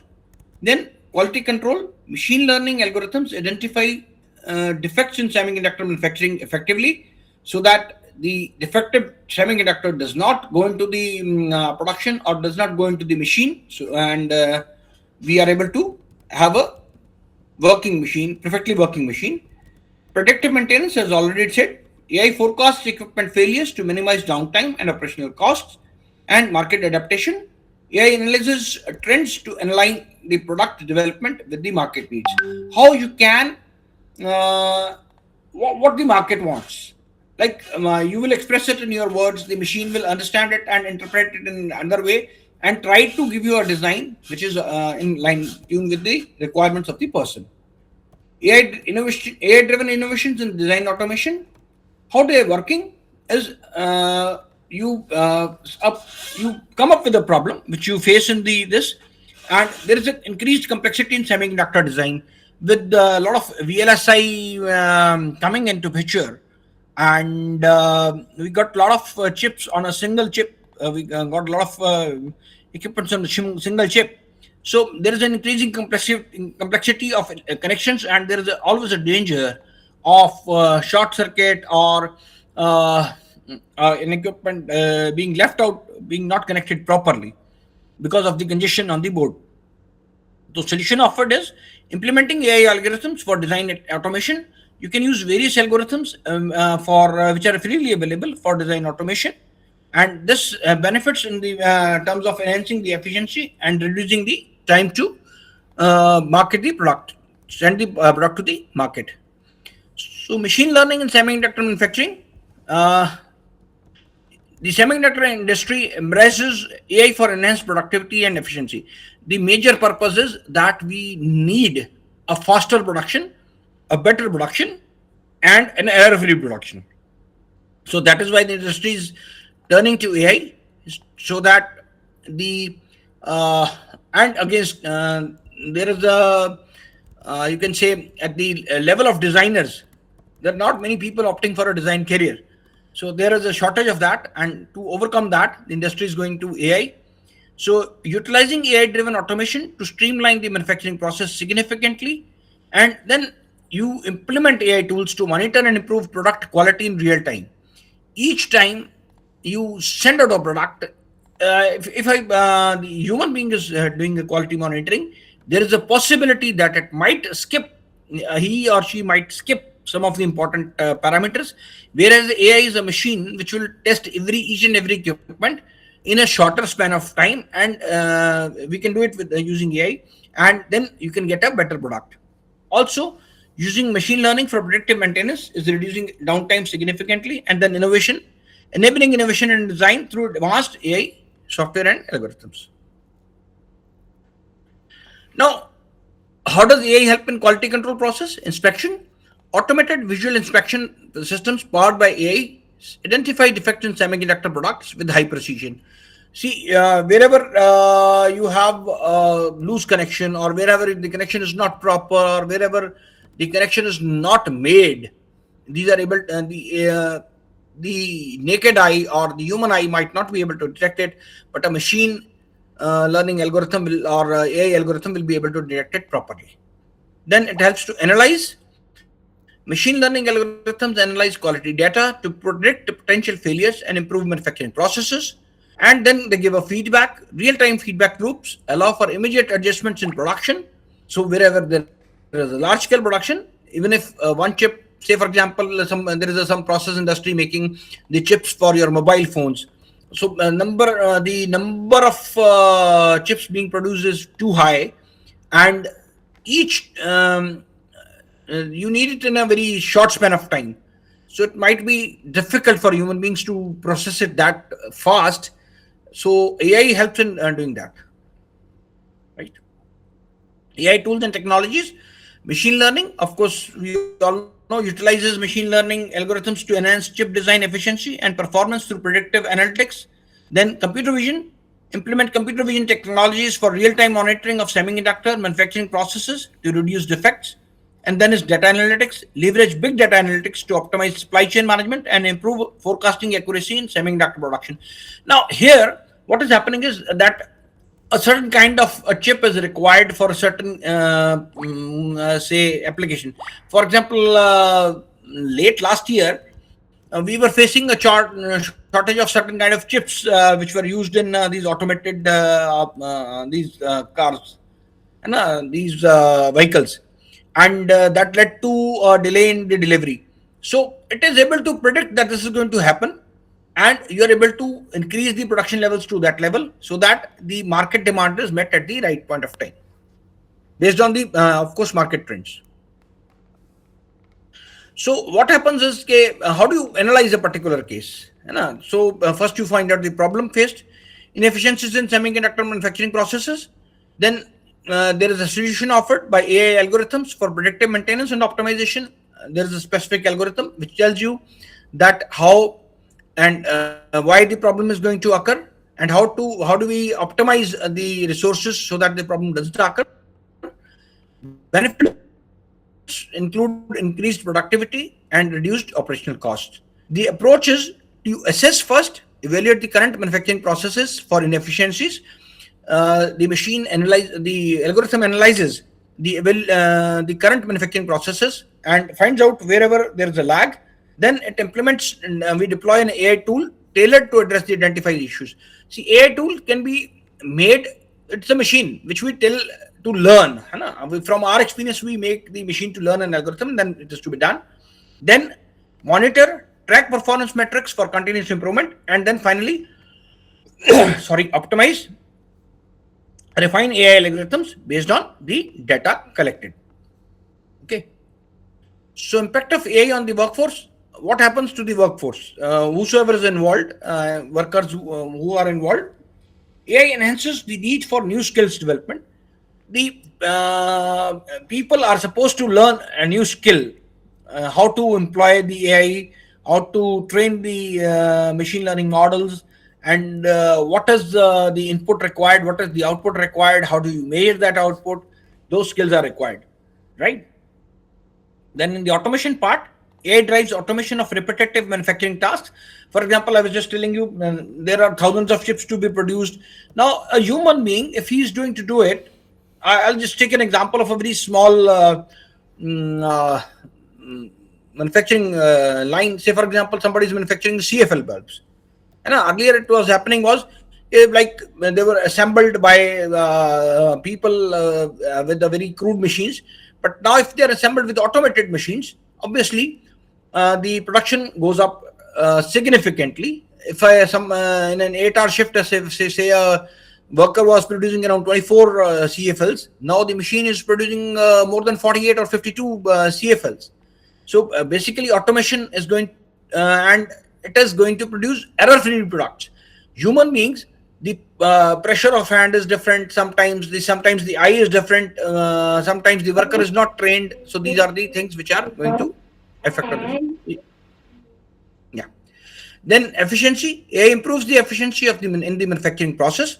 That is what we were telling. That the number is increased, the error is reduced, and the production is increased. Then data. AI enables better data management and analysis. Now it tries to find out why a particular kind of a problem was occurring and what is the reason behind it. It tells you that you go to that particular workstation and change that particular process so that you do not get a error product with an error. Then AI fosters innovation in semiconductor technologies. It is allowing more and more components on a single chip. It is allowing more and more complex circuits semiconductor design, and it is allowing a lot more efficient designs to be made. That is the power of AI. Collaboration. AI encourages interdisciplinary collaboration in projects. Obviously, all input data can be made from the mechanical side, from the electrical side, from the electronic side, from the computer side. All those data can be collected and put in, and the machine learning can be done. AI alters the job roles and workforce requirements. The job roles are also altered. Rather than assembling, the fellow is now viewing the how the machine is performing. So this is what is happening. And AI's role in sustainability of semiconductors. This is a small SWOT analysis which has been done. SWOT is strengths, weakness, opportunities, and threats. So strengths, AI can optimize semiconductor manufacturing process, reducing waste and energy consumption. Right. Then enhanced predictive maintenance through AI lowers operational cost and improves the reliability of operations. Weaknesses, implementing AI may require significant upfront investment in technology and infrastructure. Of course, for training the machine learning models, for implementing automation and training the workforce, the investment is sometimes very, very high.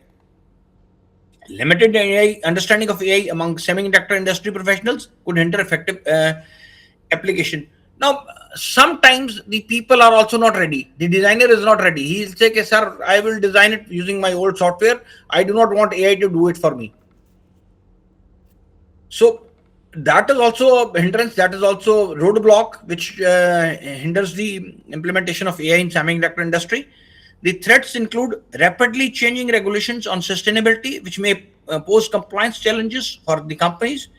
So sometimes the government regulations also change. They do not want some kind of data to be transferred or data to be shared.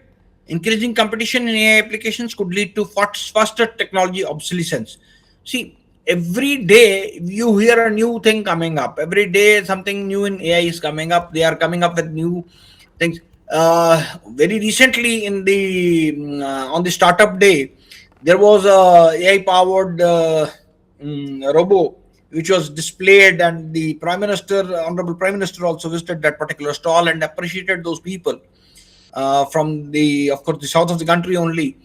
And they had made a dog which or a robo which was thinking like humans, acting like humans, doing work like human faster, much faster, and without error. Then the opportunities. The growing demand for eco-friendly semiconductor solution creates new market opportunities. Everywhere there is a demand now that you should have an eco-friendly product. Even in your appliances, whatever we use, we usually demand that it should be eco-friendly. For example, in our refrigerators also, we are now changing from the old CFC gases to some new ones, and some technology development is also happening. Then AI technologies can help develop innovative materials for sustainable semiconductor production. Merging markets and AI opportunities. Now here there is a rapid growth in tech investments has been observed. A lot of people are doing a lot of investments. Even today's newspaper is carrying in this part of the country is carrying that Tata and Wipro are going to invest some billions of dollars in AI supported ventures. Increased demand for semiconductor manufacturing solutions. In order to enhance the efficiency of semiconductors, a lot of manufacturing solutions are required now, so that we are able to get them at a cheaper rate and at a faster rate. The production has to be faster. Startup ecosystem is fostering AI innovations emerging. This is another area. You see what is happening. A lot of youngsters are being attracted to this arena wherein they are using AI powered algorithms and making wonderful things. Then significant boost in AI talent acquisition has been noted.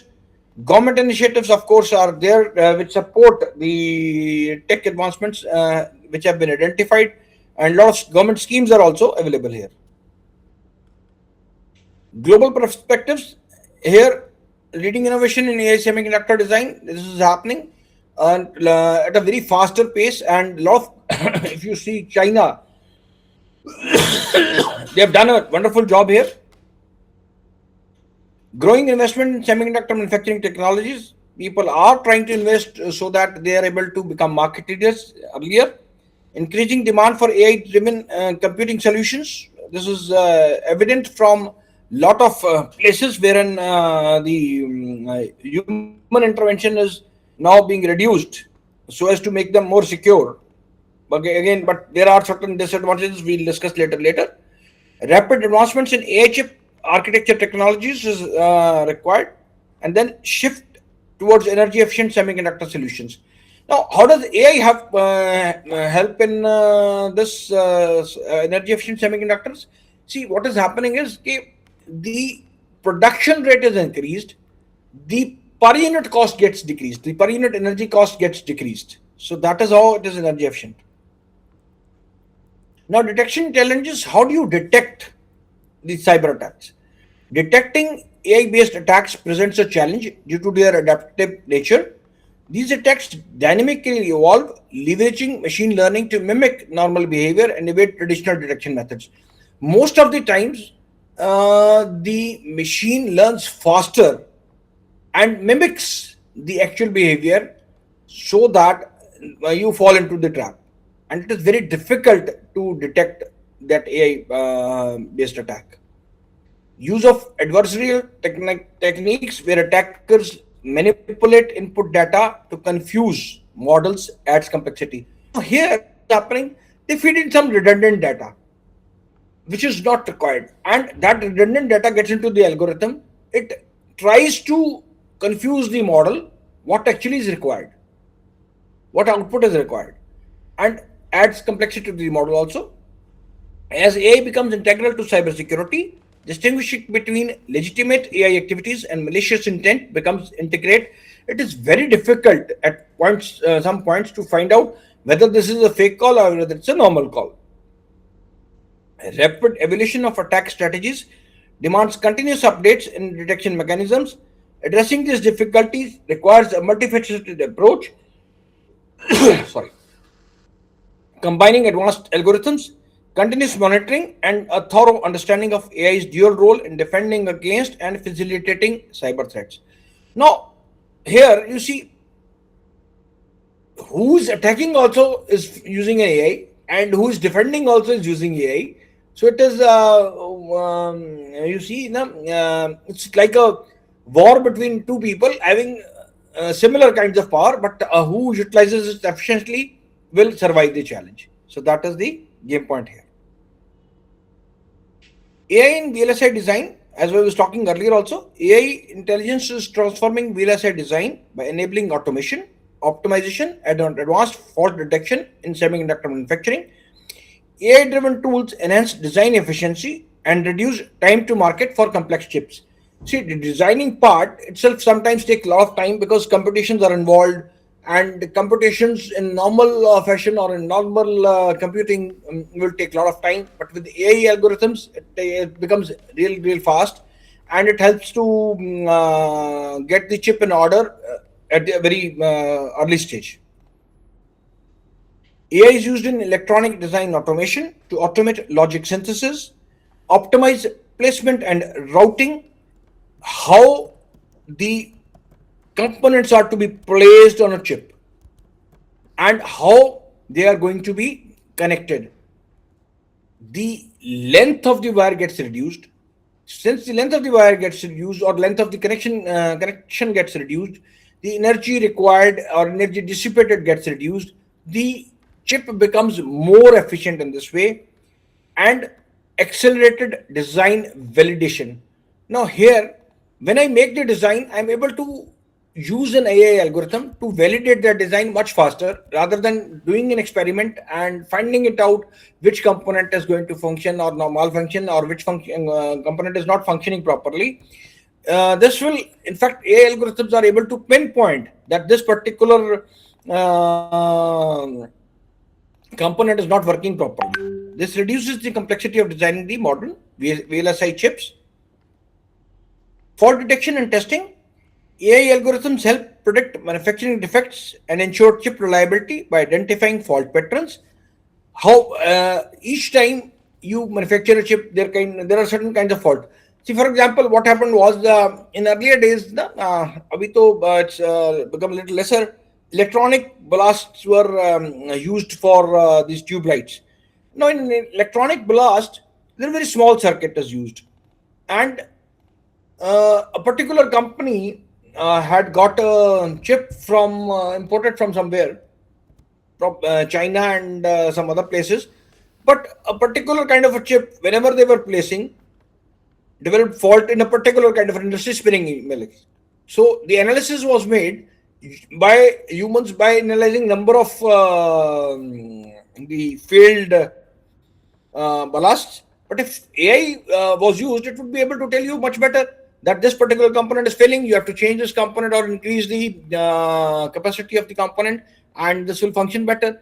So you have to identify the fault patterns, and it helps in that. Automating test case generation and enhancing yield prediction and reliability. Optimization in VLSI.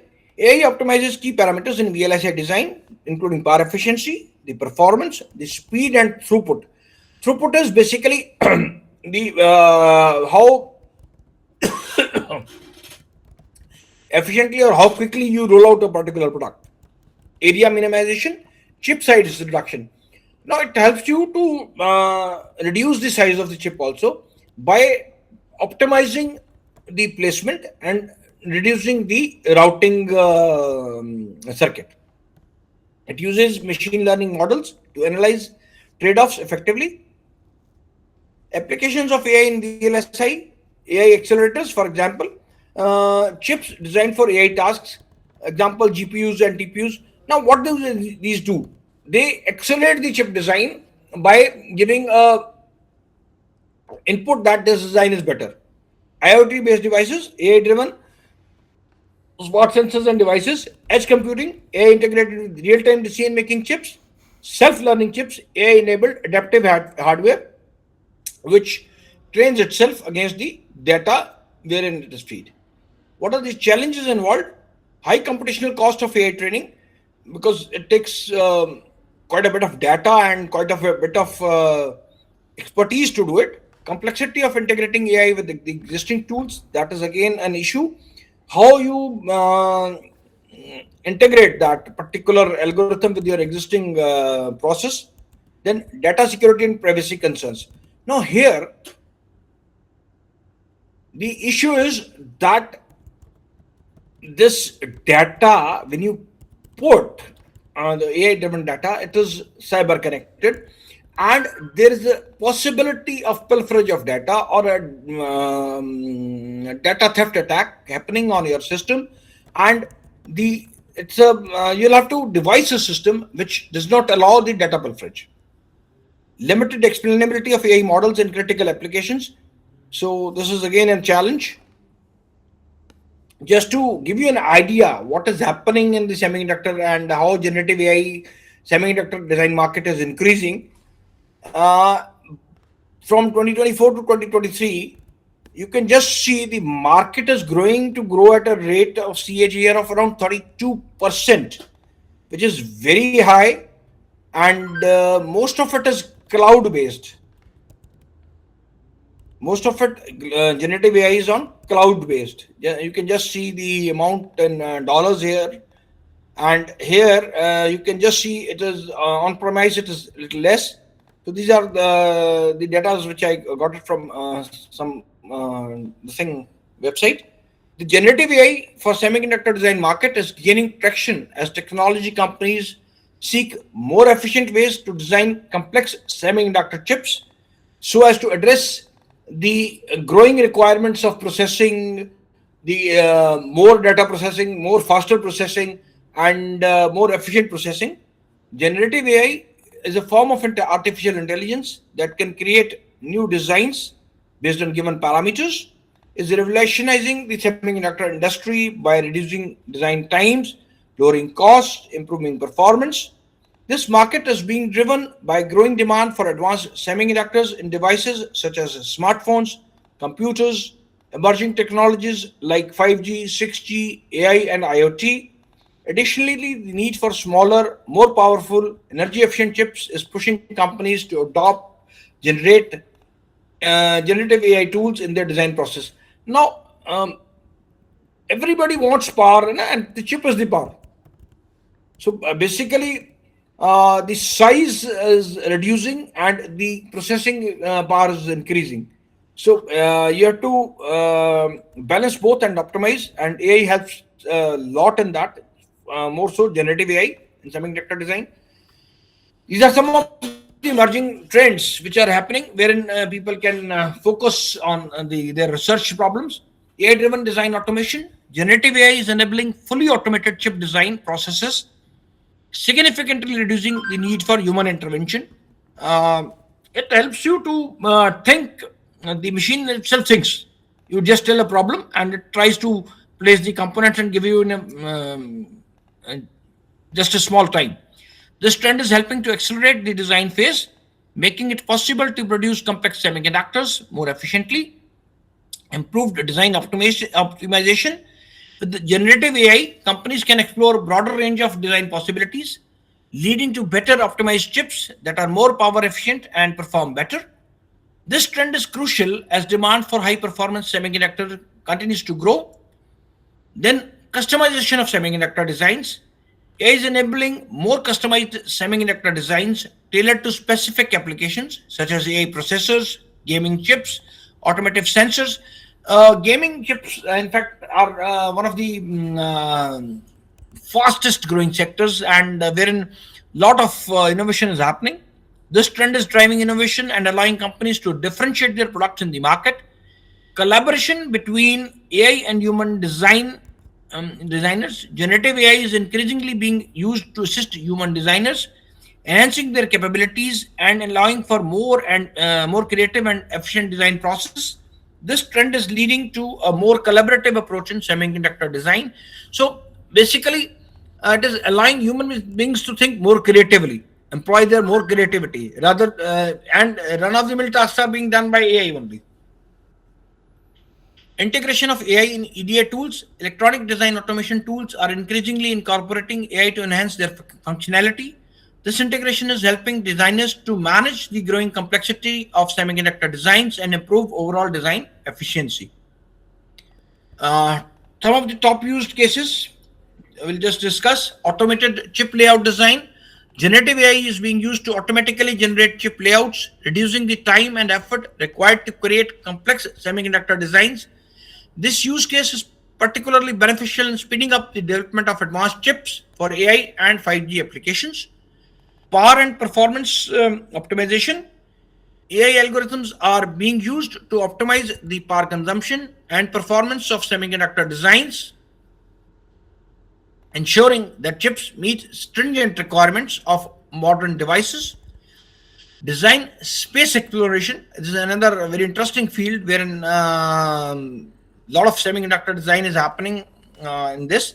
Generative AI allows exploration of a vast design of space, enabling companies vast design space, enabling companies to identify the most efficient and effective designs for specific applications. This use case is essential in creating customized chips for specialized markets. Verification and testing. AI is being applied to improve the verification and testing processes in semiconductor design, reducing the likelihood of errors and ensuring that designs meet the necessary standards before production. Just to summarize in this chip design part, this is a flow chart which depicts the chip design from concept to physical products. The system specifications are phrased, then an architectural design is made, then a functional design and a logic design is worked out. Based on that, a circuit is designed. based on that, a physical design is made, wherein various components are required, then physical verification, and finally finding out that this circuit is now ready to go out, then layout, post processing, how the things are going to be, how the various components are going to be placed, then finally the fabrication part and packaging and testing of the chip is required. At the physical design phase, the actual layout of the desired system can affect the area and correctness. Floor planning is to plant all macros, blocks, and standard cells in most optimal way, so that the chip size becomes the optimal reduced size. Doing optimization for best PPA, power, performance, and area is a lot of work. Lot of when the human used to do it, it used to take a lot of time, because sometimes they cannot, all these three parameters cannot be monitored at the same amount of time, and they require a lot of human effort. But with AI algorithms, yes, this work has reduced a lot. It takes a couple of weeks to months for complex designs, as there is a lot of states are involved. Goal is to fit as many logics as possible to the area, and of course the area is the money. Usually chip designers are doing it using EDA tools. How AI for chip design works? AlphaGo computer programs defeated a professional human geo player, strongest geo player in the history, game optimization player. The game is incredibly complex. 10 to the power 360 possible configurations are available. The game of chess has 10 to the power 123 states, and the chip game has 10 to the power 90,000 states for a small design. Yeah. Now you see the complexity, how it has increased, how the numbers have increased, how many folds they have increased. And each stage involves a lot of permutations and combinations, and then again you have to find out what is the best. So humans doing it would require a lot of effort, rather than an algorithm doing it in a very short span of time. For chip design, it is literally trillions of times more complex. AI is amazing at such games, and physical design phases where AI tools can shine. The AI generates a lot of floor plan options for a particular chip, reinforcement learning, and human experts will be ranking all these floor plans. Now it will give you a number of options available.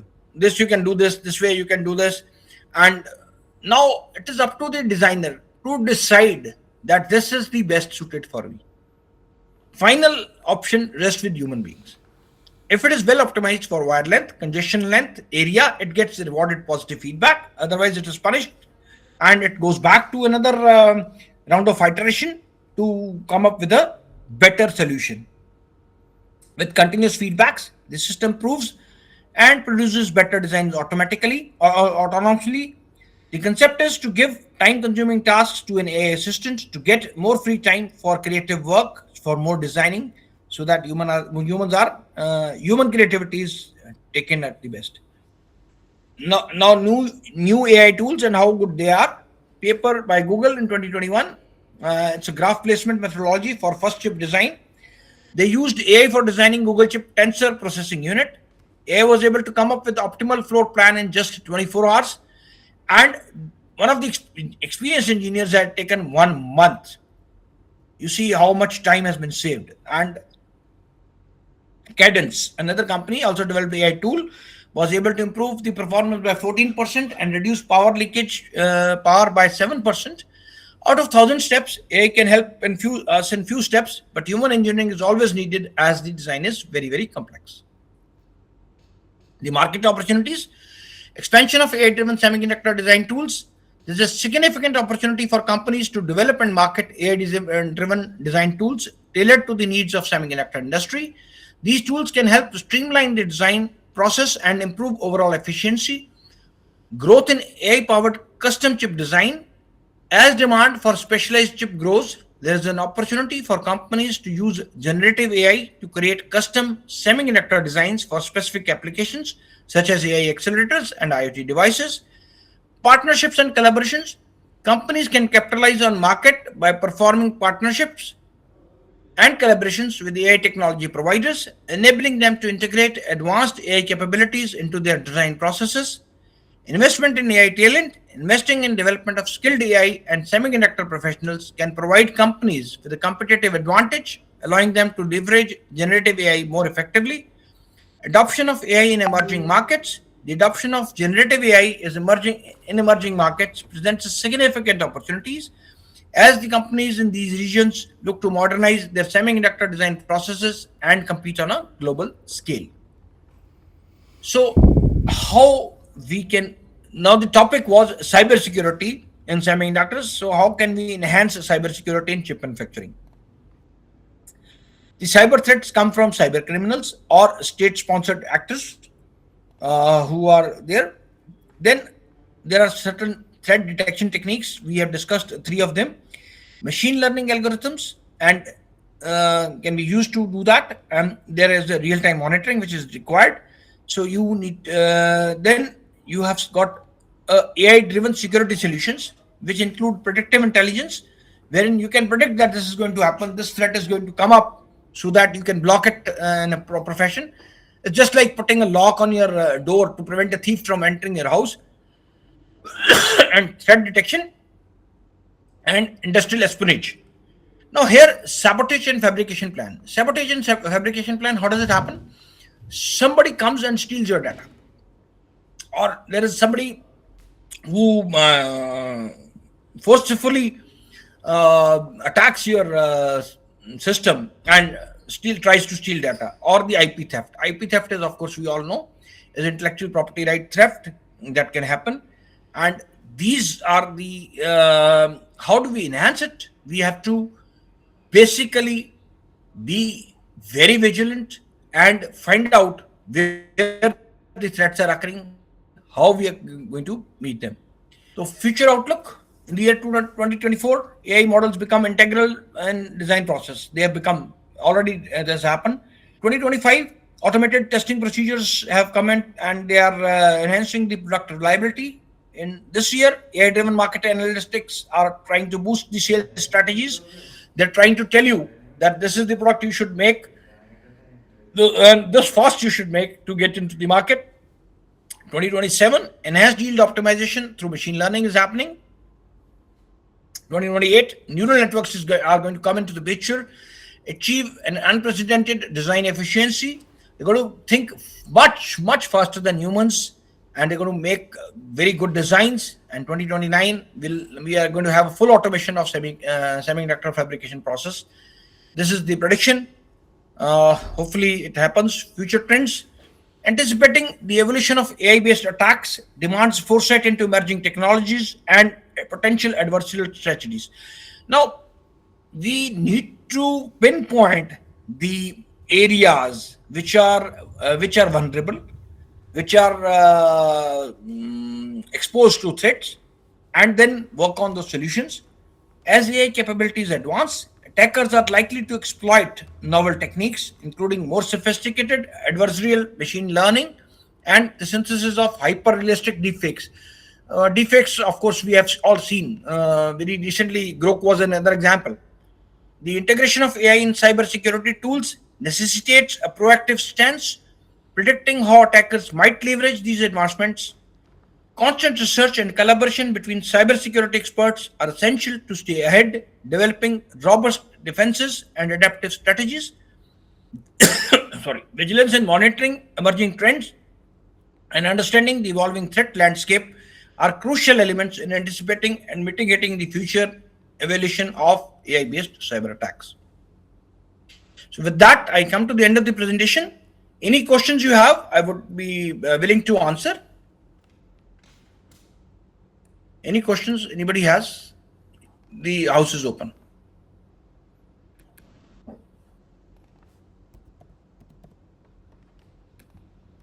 Anyone have any questions? Please feel free to ask. Yeah, if you have questions, I'll be I'm here. I'll be able to answer. I'll try to answer.